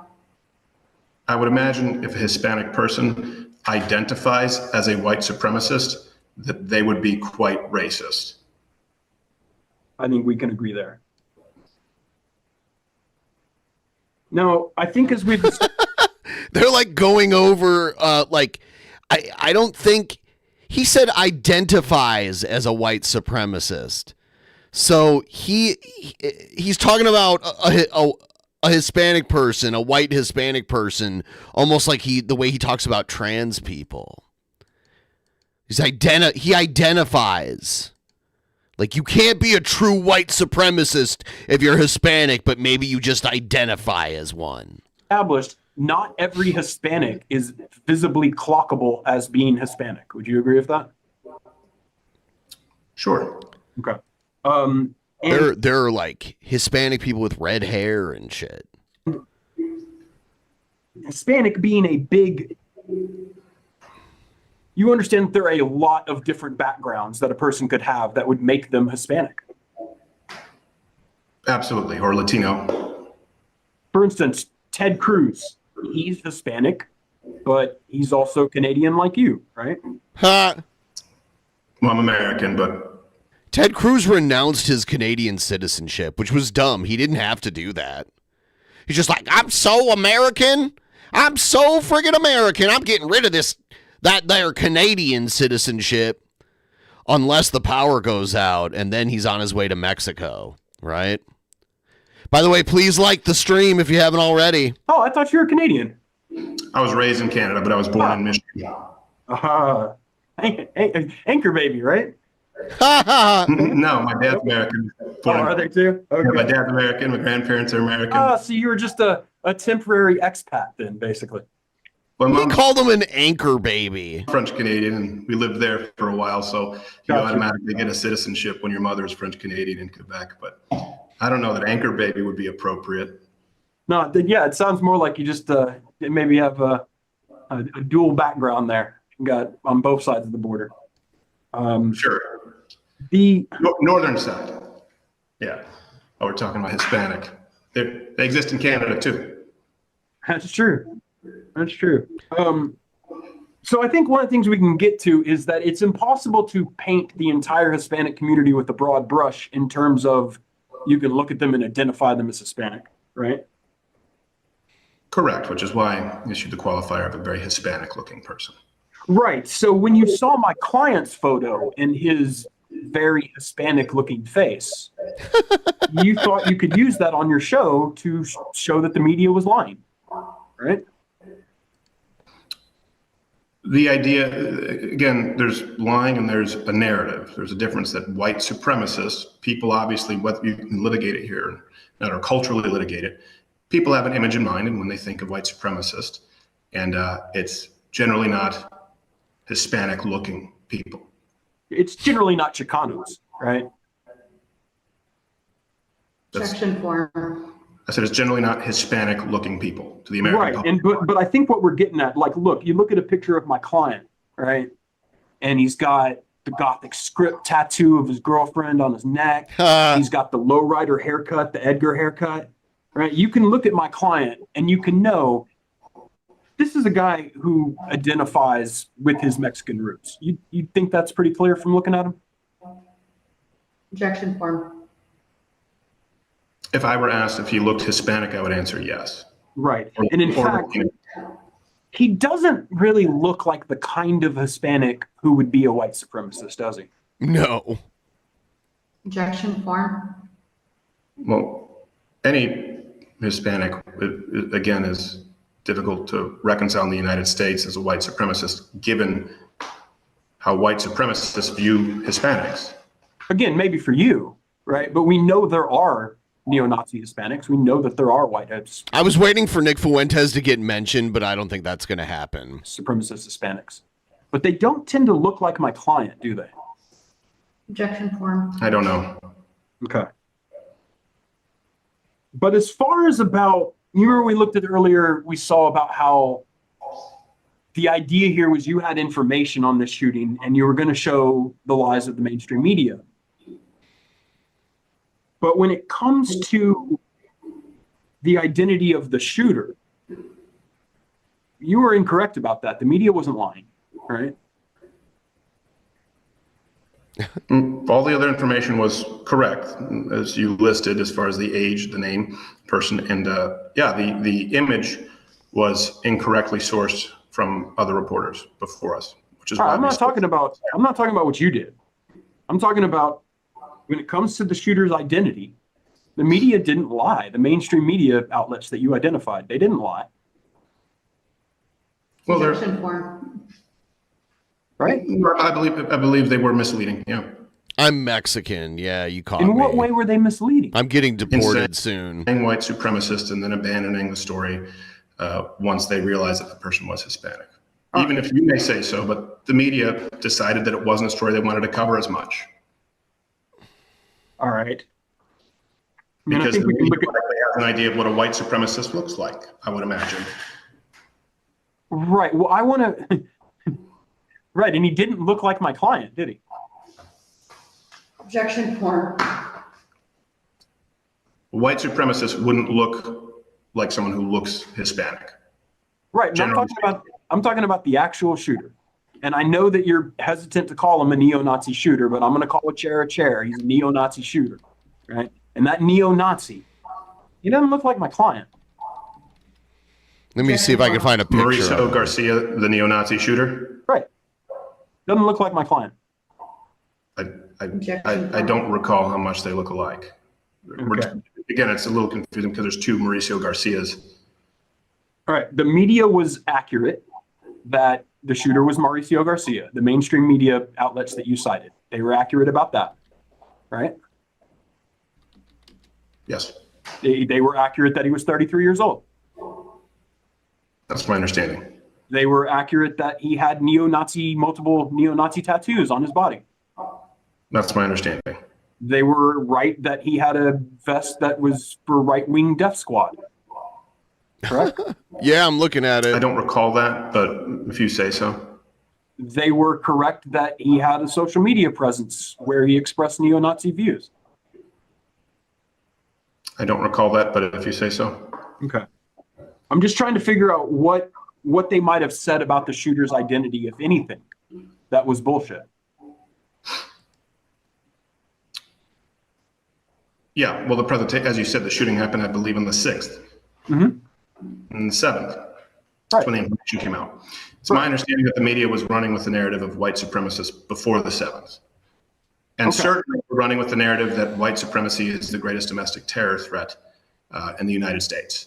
And certainly pushing the narrative of gun I think it might be control. And so the bullshit there is because a black officer, who, if my recollection is correct, was either off duty or responding to a call at chance, shot the man with his own firearm that the same media said would need to be controlled to prevent mass shootings.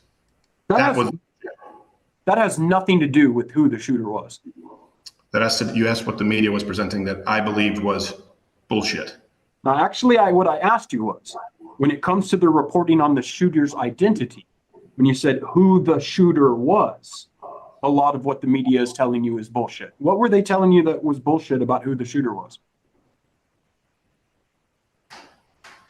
Objection form.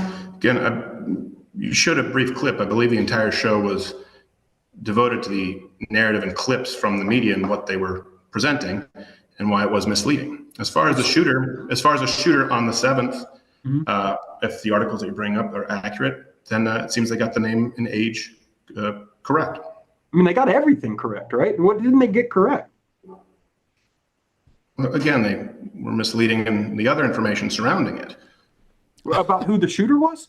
No, we're not telling you. You asked me what I believe was bullshit from the media. Again, I'm going to tell you again what I'm asking you is when you said who the shooter was, a lot of what the media is telling you is bullshit. When it comes to who the shooter was, there was nothing that was bullshit, was there?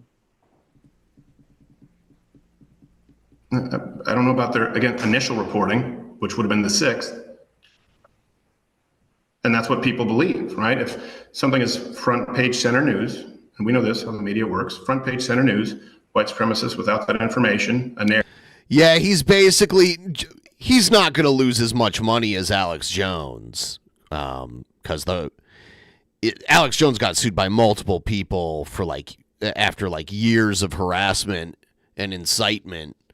But Crowder's getting sued for showing an image of a guy and saying that it was a mass shooter and it was a picture of the wrong guy. Narrative, gun control before the bodies. So he's being sued by the person in the picture that he showed when he claimed it was a mass shooter. Room temperature.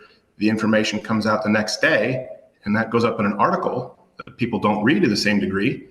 People still believe the preconceived notions from when the media was initially reporting. But okay, let's go ahead and assume for me. I'm going to go ahead and I'm going to tell you this ain't real, what I'm about to tell you, right? I'm pretty up to speed on the media coverage, but let's just go ahead and assume that your understanding of it is accurate. That on May 7th, the media reported that he was a white supremacist. And that was the only fact they reported. They didn't report that his name was Mauricio Garcia or that he was Hispanic. All right. Assume for me that happened. It didn't. Or May 6th. Yeah. Or May 6th. Right. Good. I can tell you the shooter's name was not known on May 6th. There was no information about No, not the shooter, but the idea of a white supremacist shooter. Yes. Right. Not that either. Right. None of that even happened. Right. But go ahead and assume for me that it did. Go ahead and assume for me that the media reported that the shooter had white supremacist leanings. That's not bullshit, right? That's 100% accurate, right? If they reported that he had white supremacist leanings, Mauricio Garcia on the 7th, sure. Right. So again, about the shooter's identity, about who he was, there's nothing they said was bullshit, right? There's nothing they said was bullshit. I disagree. As it relates to the story at large, I disagree. I think a very important. Which part? I know that we've been talking about this idea that there was a gun control narrative and that there was a cop who shot him. So therefore that invalidates gun control in some way because there was a cop with a gun. So, I mean, I'm not sure who's trying to regulate cops having guns. Yeah, that's how weird. That ties in, but I get that that's a whole separate discussion, right? But what I'm saying is in terms of the media's identity of the shooter, the details that it reported about who the shooter was and what his background was, what his belief systems were. None of that was bullshit and never was. Right? Yeah, I don't know if that's true. All right. So again, trying to focus down so you can tell me because this is my chance to get to ask. I was just thrown because he said he didn't know anyone who was trying to regulate cops with guns and it was an off-duty officer with an AR-15.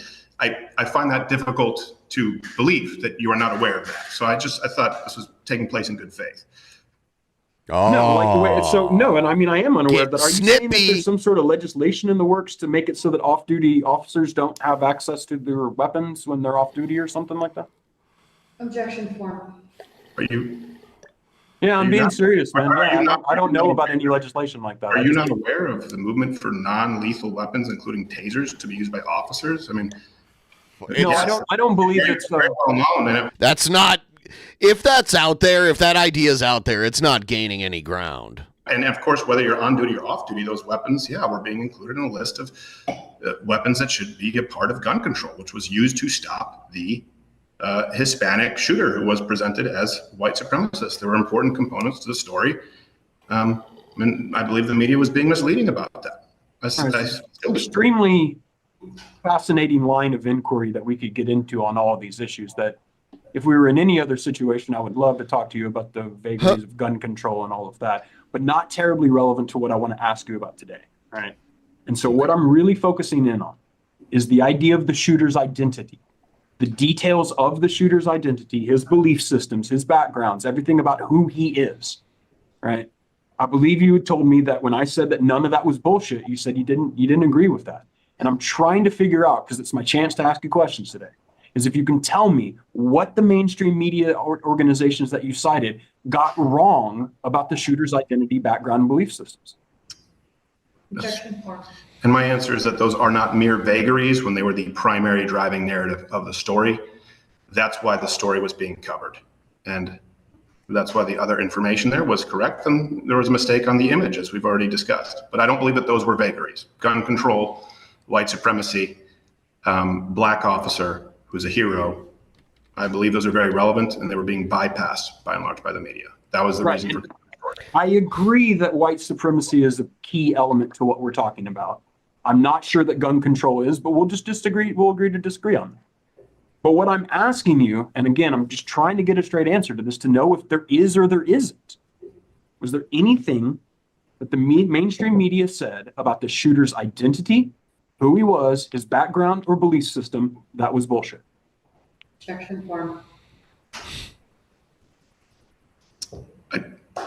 I don't recall beyond the examples that I've given you. And it is my recollection that on May 6th, they were already labeling it another white supremacist massacre. Let's say they were. Let's say they were. And they weren't, but let's say they were. That's not wrong. That's not bullshit. Right? Disagree. Huh? Let's get back to that issue of, I think this gets back to the idea of you're hesitant to call this person a neo-Nazi mass shooter. All right, remember us talking about that? I do. All right, so it's not enough that he has neo-Nazi tattoos. It's not enough that he had a social media presence that had neo-Nazi beliefs. What would it take for you to be able to call somebody a neo-Nazi? Good question. Objection form. Probably someone being in an official neo-Nazi organization and typically white. As far as presenting, yeah, you can't be a white supremacist unless Steven Crowder considers you to be white. Get to the public in relation to the threat that was presented. White domestic terrorism is the term that was used. So white neo-Nazi would be relevant to domestic terrorism, which I also disagree with. All right, so to be a neo-Nazi, you have to be white and you have to be a member of a neo-Nazi organization. Objection Anything form. else? Objection form. In general, that would be a good start. That's true, even though, as we just discussed, there are Hispanic neo-Nazis. In general, yes. Let me bring up, I want to talk to you a little bit about the series of videos you did on this. Let's bring up tab 5.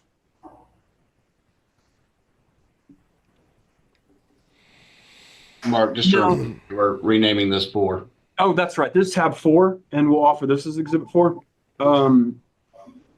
Now, this is, I was directed to a page that I know you don't operate, or let me make sure, let's get that on the record first. We have a page here that's mgtow.tv. You see that? MGTOW TV. Yes, I see it in the corner there. Okay. You familiar with that abbreviation? I'm not, no. You ever heard of men going their own way? No. It's like an incel thing. I'm not sure if you know what incel is. I'm familiar with the term incel. Okay. This is men who are anti-feminist and separatist and that sort of thing. But I noticed that there is a... Remember when MGTOW was such a huge thing? I think Jared still talks about being a MGTOW. Even a Crowder account on this website. Does that have anything to do with your company or you? No. Objection form. Okay. You understand, as we were talking earlier, that people republish your stuff on the internet all the time. Of course they can. Yeah, and in fact, it's not actually the worst thing in the world for you because that might direct people to your website to buy your stuff, things like that. There's some benefit to you from that. We would agree? Not necessarily. Okay. Now on your YouTube page, I'd rather people not rip and upload our content. Okay. On your YouTube page now, the videos, if you'll see here in the top middle, there's videos that have pictures of my client. You see what I'm referring to? Yes. Those videos no longer exist on the Steven Crowder YouTube or Rumble pages, right? Objection form. That's my understanding. Okay. And so part of the reason I'm showing you this is because here we have the 2 episodes that you had done on it in order, right? I think what you'll agree with me is that if you look at the top 2 middle videos, those are actually the same video. You agree? That's what it looks like? Those are the same video? That's what it looks like to me. I haven't watched every minute of it, but they have basically the same time, same title, very similar thumbnail. I'm assuming that's the same episode. You didn't do 2 episodes about my client, right? I couldn't answer. This is my first time seeing it. One looks like a different time code from the other, actually. One, Yeah. 125.10, 125.21. So I don't know. Again, I'm not familiar with this channel. Yeah. Okay. But we do know that the next day we see at the top left. He's it not also familiar with has the channel, your but next it's day from episode, his channel. Right? This one that was titled "Are Intelligence Agencies Involved in the Texas Mass Shooting?" You see that? I see what you're showing me, yes. Okay. So in the middle picture videos, we see that those episodes were the ones in which, or episode was the one in which you used an image of my client as the shooter, right? It would appear so. Now, the episode the next day, what you're showing there, that's a picture of the real shooter there with his Nazi tattoos, right? Yeah, it is. It's a re-upload of his shit. My recollection. All right. And once it became clear to you that there was images out there of this person with neo-Nazi tattoos, your next report was to say that intelligence agencies might be involved in this shooting, right? Objection form. I don't recall. Have you watched the May 9th show recently, like in preparation for this deposition? No, I haven't watched it. Okay. Would you disagree with me that once all this came out about the shooter's pictures of the shooter's actual body, that once that happened, you started suggesting that this incident was some sort of psyop or psychological operation? Objection form. I don't believe that I don't recall. I don't recall. Okay. Do you have any idea why you thought intelligence agencies might be involved? Is that something you thought? I don't recall. But I don't recall. Be surprising. Explain that to me. It wouldn't be surprising for U.S. intelligence agencies to be involved in this neo-Nazi mass shooting? That's not surprising? I would imagine that intelligence agencies would be involved with any type of mass shooting that would require the use of intelligence. You're meaning that what you're saying right now is you think intelligence agencies would be involved after the fact in some way, like investigating it? They Objection form. could be. That's not what this show is about, right? You understand that. I don't recall. Is it something like the? I don't recall. Is it something like the Hunter Biden laptop story?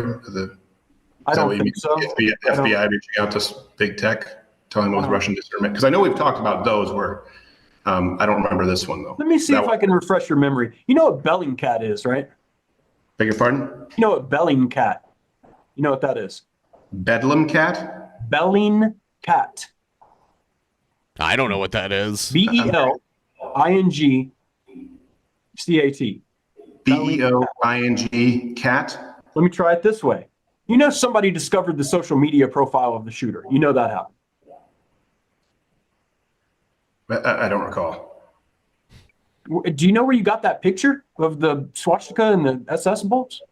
Objection form. I don't recall where the staff would have gotten that picture. The staff. Does the name Arik Toller, a researcher from Bellingcat, does that ring a bell to you?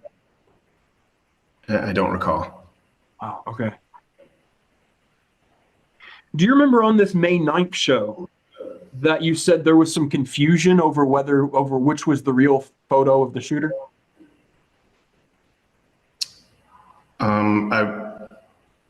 I vaguely recall, I believe Gerald saying that. And I don't know what Bellingcat is. Mentioned. It's like Bellingham. Let's make it clear. You have never told your audience that you showed an incorrect picture on your show. Objection form. Again, I don't recall. I don't What recall. you're saying sounds correct, that someone said there was confusion about the image. Right, but you know, one of the things that when I first reached out to you on behalf of my client that I asked, could you make a retraction and tell your audience that that was false? And you've never done that, have you? I don't believe I've ever communicated with you before today. Well, I've certainly written you a letter. I don't believe we've ever communicated, you and I, before today. Huh. That's interesting. So Have you and I spoken before today? We've never spoken, no. Have we emailed? This whole odyssey began when I wrote a letter on May 22nd, 2023, addressed to you and your company that first informed you of all of this and then asked you to make a correction. Are you aware of that? Objection form. I'm just trying to, so you're saying that I responded to you directly? That you I and don't think you ever communicated? did. No, I don't think you ever responded to me. Okay. Objection form. So I don't believe you and I have ever communicated before today. Well, I mean, I would say sending you a letter makes it a communication. I would say that, yes. So what I'm asking you is, I don't recall getting a letter. Don't. okay. And so, in other words, not making a retraction, was that an intentional choice on your part? Objection form. No, because I don't recall anything that you're discussing. You sending me a letter. I don't recall that letter or that request being made from you. The only thing I recall is, again, my staff saying there was some confusion and that being addressed on the show. Right. And part of that show was, in fact, to express your doubts that these images of the shooter with neo-Nazi tattoos were real, right? I don't recall. Okay. You understand that your incorrect coverage of the Allen shooting, it can really mess up people's sense of reality. You get that? Objection form. No. All right. What can? When it comes to the decision to show this photo, you believe you did anything wrong to our client, Mauricio Garcia, who had nothing to do with this? I do believe that reporting on the image, which was incorrect, was wrong. Yeah, that was a mistake. And you understand that identifying someone as a neo-Nazi mass murderer when they're not is a damaging thing to do to them. Objection form. Referring to someone who's clearly dead, known nationally, who was a white supremacist shooter,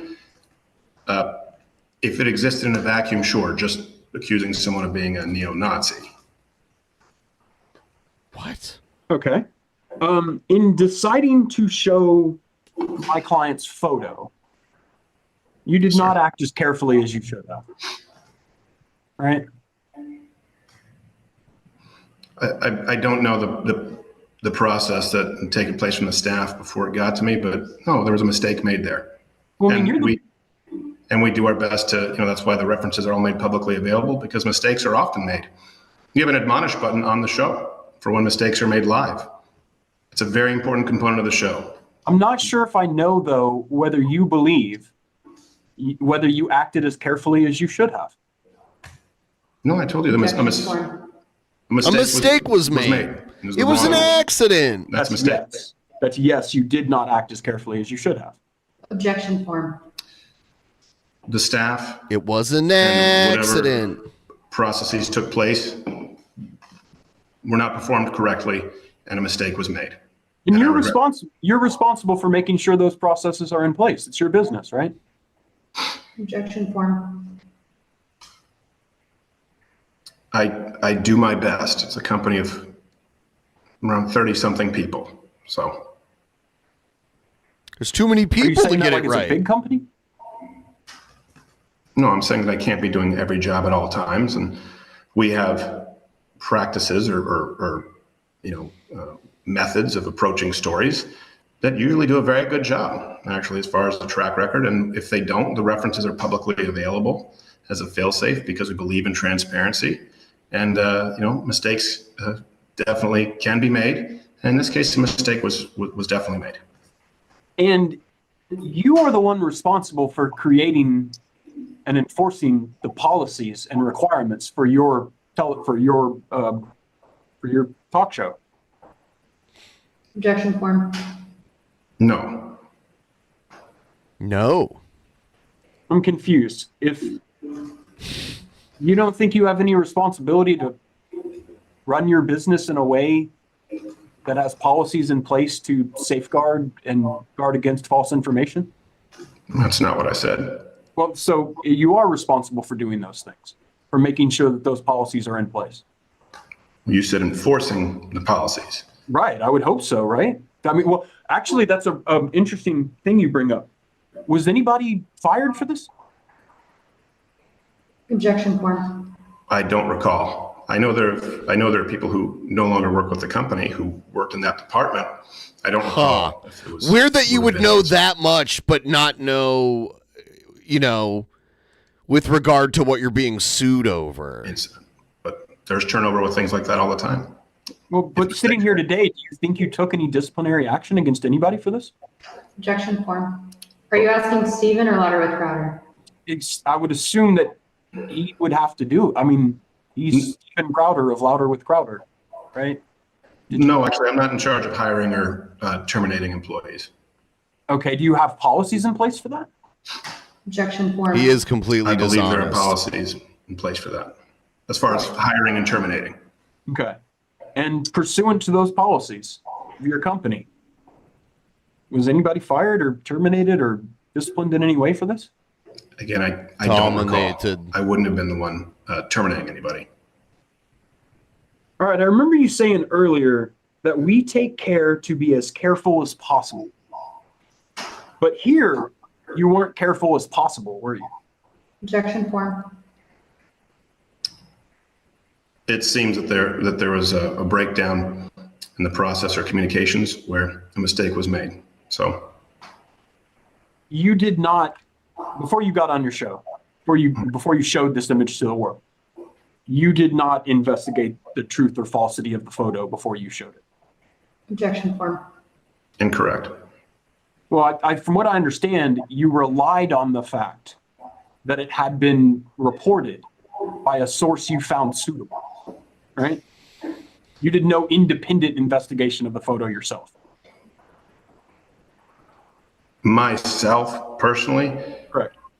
No, members of the staff of the company who are tasked with doing that obviously did so in error. And you would agree that this photo should have been investigated more fully before it was put on the air? I would agree with that being the case if not reporting on someone else's reporting and pointing out to people the source of the reporting. We were just reporting on someone else's reporting. I want to make sure I get this, to make sure I understand this. It is your belief that if you have a media organization, Today News Africa, we'll call that a media organization for these purposes, right? If you have this media organization and you find them suitable, that is all the fact checking you need to do, and you can put the image that they say is a mass murderer on the air to your audience. Objection. That's right. All those no. Okay. So what else has to happen before you can do it? Before you can do what? Before you can put that picture out to people. Again, if it's let me just start by, you got a website and it's saying this is the shooter. No sourcing, just this is the shooter. And you got it on a website. And I guess you find that website suitable. Is that enough, or what else has to happen before you can put that out to people? No, again, it was saying according to this source, this is the shooter, and there were other, as I recall, other existing sources.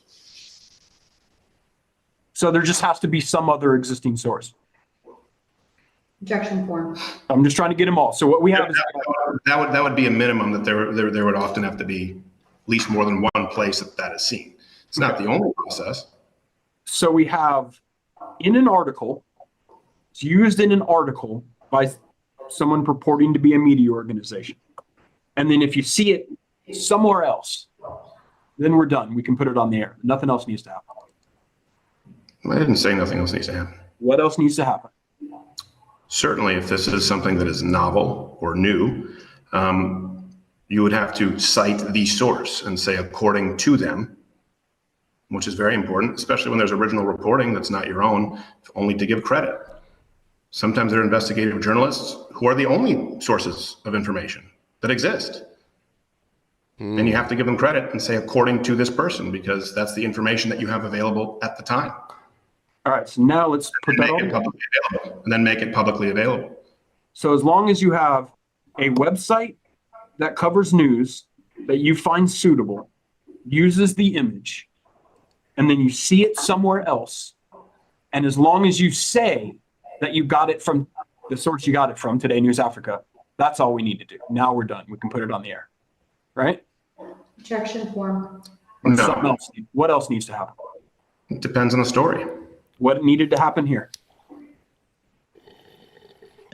I couldn't tell you what needed to happen here at that moment in time. That's a shame because that is literally what I came to ask you about. But I think that will call it a day for today. Thank you for your time, Mr. Crowder, and see you soon. There it is. God. All right, we're ready to go off the record. I'm sorry. It was like almost 2 hours. I will be back in just a moment here. I'll see you guys in just a minute. Don't go anywhere.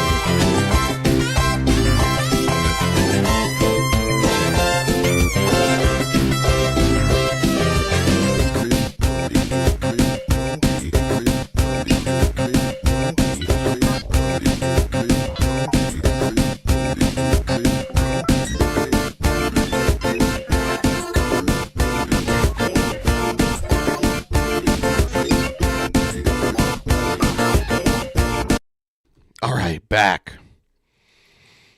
All right, here's the too fat to get into a Lyft story.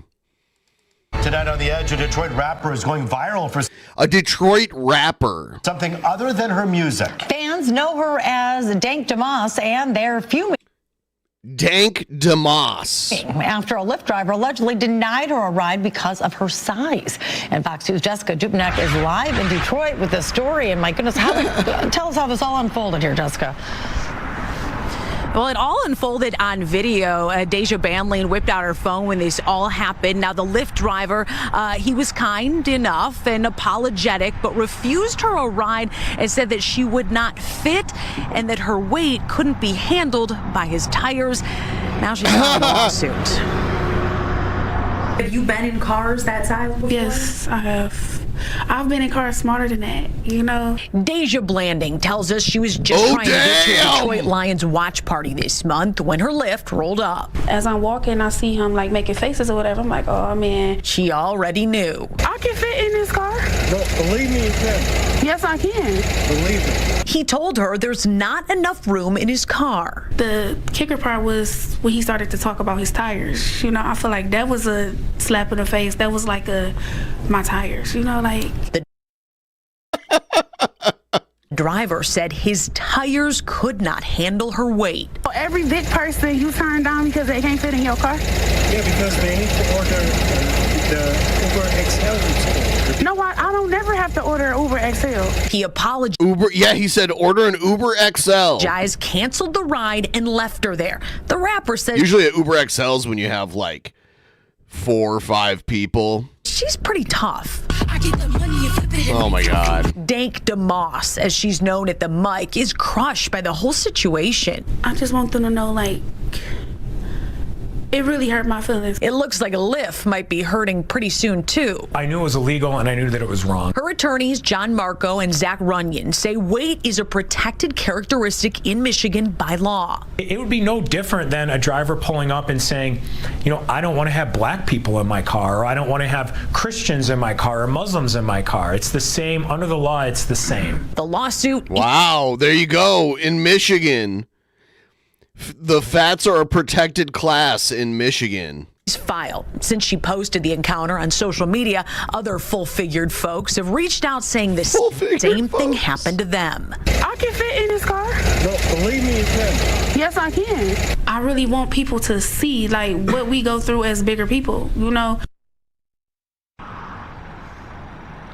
We did reach out to Lyft. They did not get back with us in time for this story. Now, Lyft, Uber, those rideshare companies, they can refuse passengers based on a perceived security threat. But according to Deja's attorneys, you cannot discriminate based on someone's weight.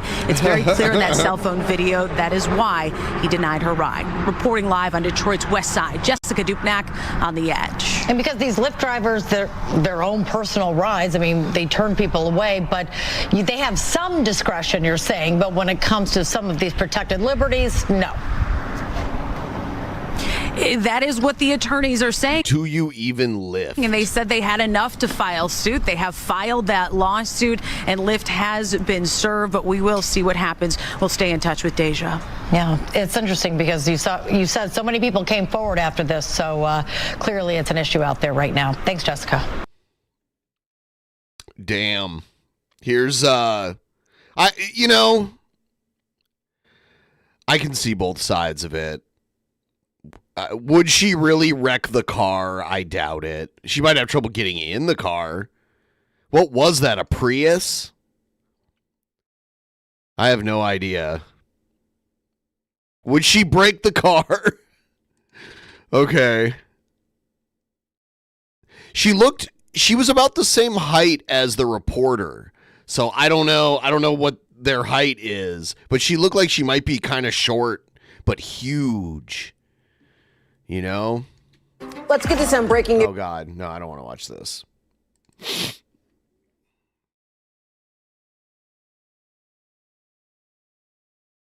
Evening, fellow, and good afternoon, fellow YouTubers. So I've not eaten the sandwich yet. I took all 8 tooth. Peel it back to August in Seattle. I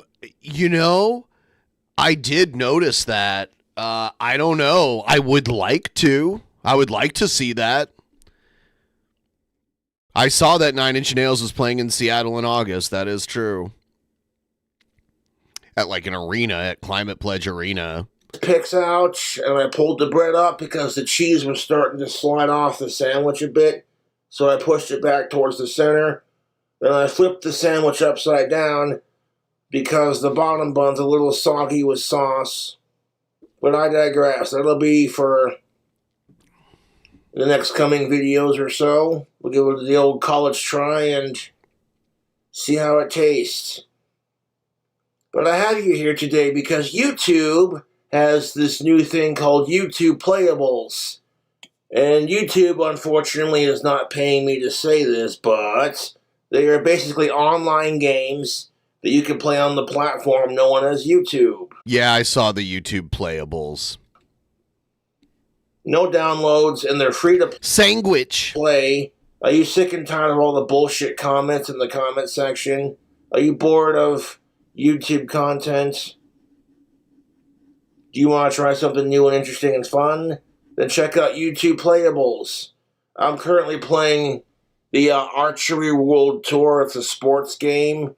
It's basically a bow and arrow game where you shoot balloons with an arrow, or you try to compete in a world tournament where you get the high score and try to hit the bullseye. And it factors in things like wind, the targets move, so it's not always going to be the easiest. And I'll play a couple rounds on camera real quick. I have it saved to my playables. You got a bow? Oh, but you can't actually see the game.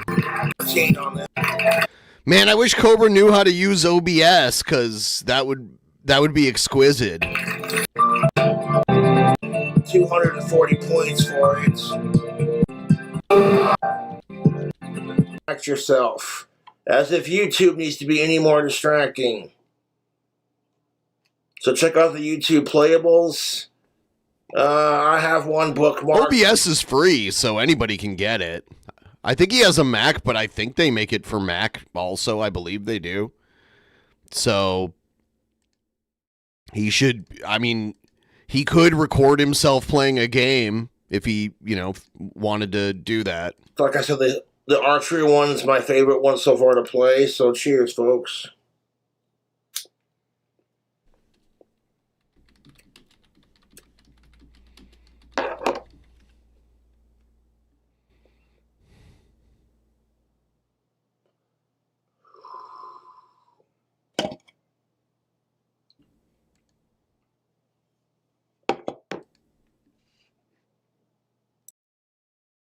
Oh, damn. Video over.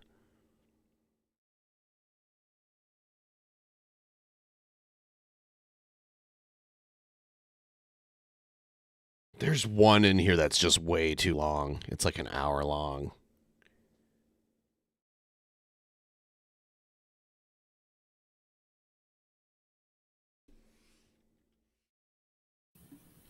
I don't hate Elisa Jordana. I just don't like the fact that he tried to hide the fact that he was a guy. And I think he's opened to lawsuits here. And to enlighten people of the fact that that bitch makes over $1 million a year doing what she does, she could be sued for a lot of fucking money here. If she ever had sex with a straight man, she did not tell that she was born a male.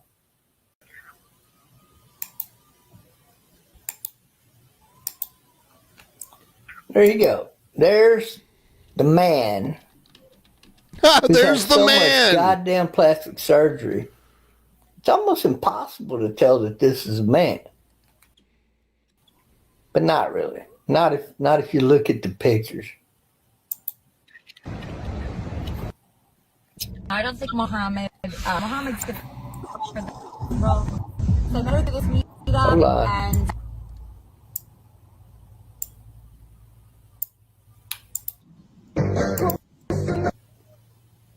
What are you doing, Bob? Get shot of his throat. He had his throat shaved, but you could still see the fucking Adam's apple. Well, then, lift the goddamn neck I thought they had it shaved. This is not a woman's throat. Okay. Not to mention the finger size and the head to shoulder ratio and all that. This is a man. Oh my God, Bob. Uh-oh. I missed it by that much. So let's try. Oh, you guys can't even see T-Bob. He's behind me. That's funny. Yeah.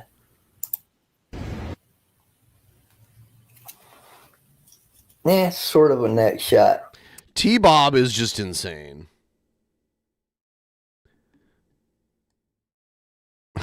Oh my God, T-Bob. He tries to plead the whole like neck case. Bob is insane. Bob is not right. Stop.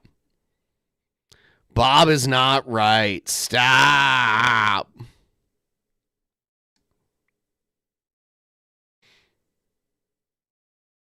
No.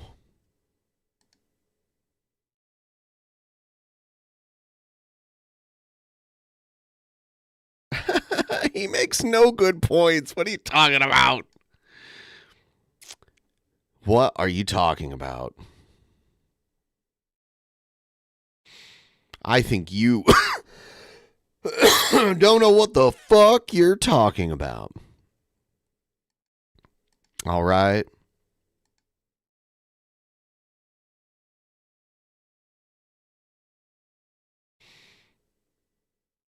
The butthole challenge? I can't.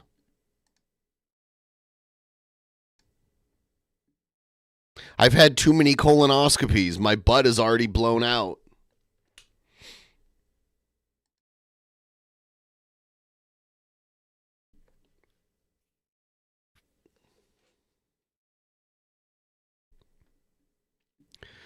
Yeah, so I've had too many colonoscopies already.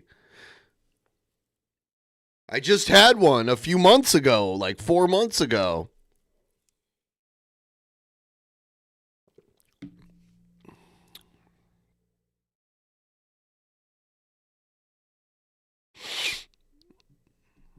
That shit'll blow you out. I bet Trunster Bob's never had a colonoscopy. He just pisses the colon cancer out. He can piss all the different diseases out. He just pisses AIDS out like it's not even a problem. Yep. Yeah, he pisses cancerous tumors out like a kidney stone.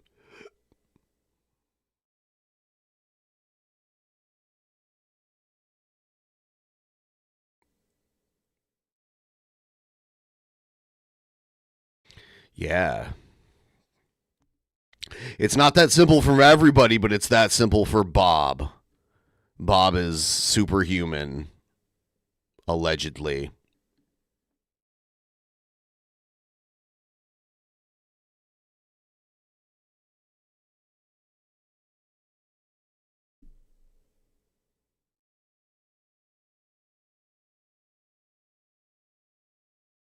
Yeah, I got some news stuff. I'll probably use that tomorrow.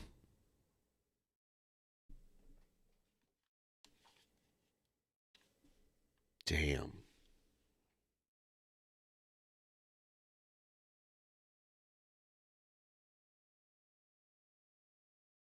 Shit.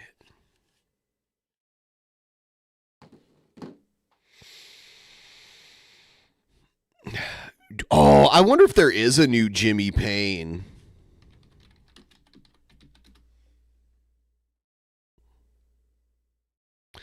I don't think so.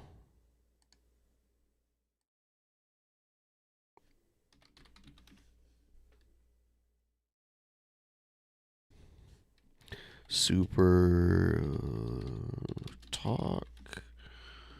Super Soldier Talk. Pain. The fuck? Why is it doing that?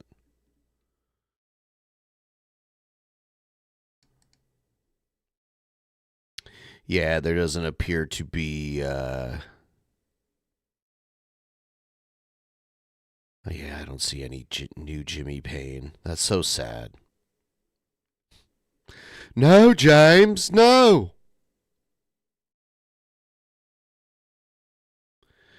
XRP looking good. Let's see where it's at.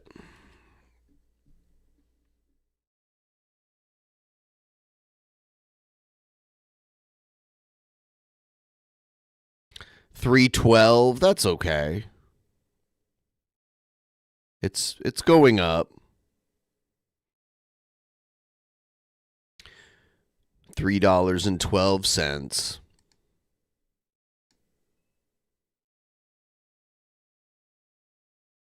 When's Elon Musk going to buy up a whole bunch of it just because he's obsessed with the letter X?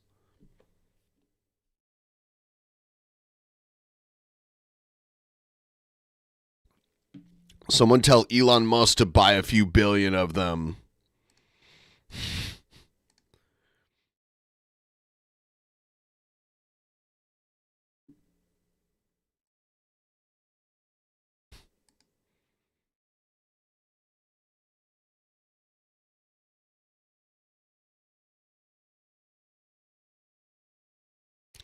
You think he already did? Maybe that was him. Maybe he is the reason why it got up to $3. I don't know.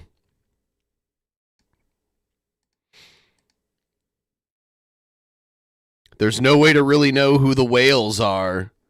You know, who are like the big time whales for some of these crypto.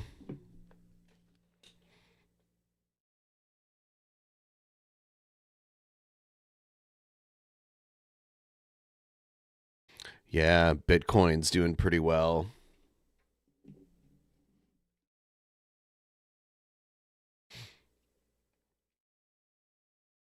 Shit, man.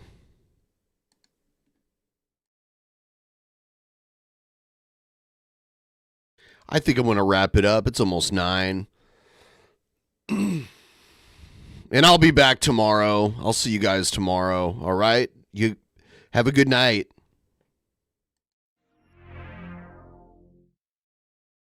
In the beginning, there was nothing, and then there was the Drunken Peasants Podcast. Drunken Peasants, Drunken Peasants, Drunken Peasants, Drunken Peasants. From the strangest corners of the internet, gonna get TP'd by Billy and Ben. You know where you can find them at. Get ready, cause they're gonna kick your... Drunken Peasants, Drunken Peasants, Drunken Peasants, Drunken Peasants.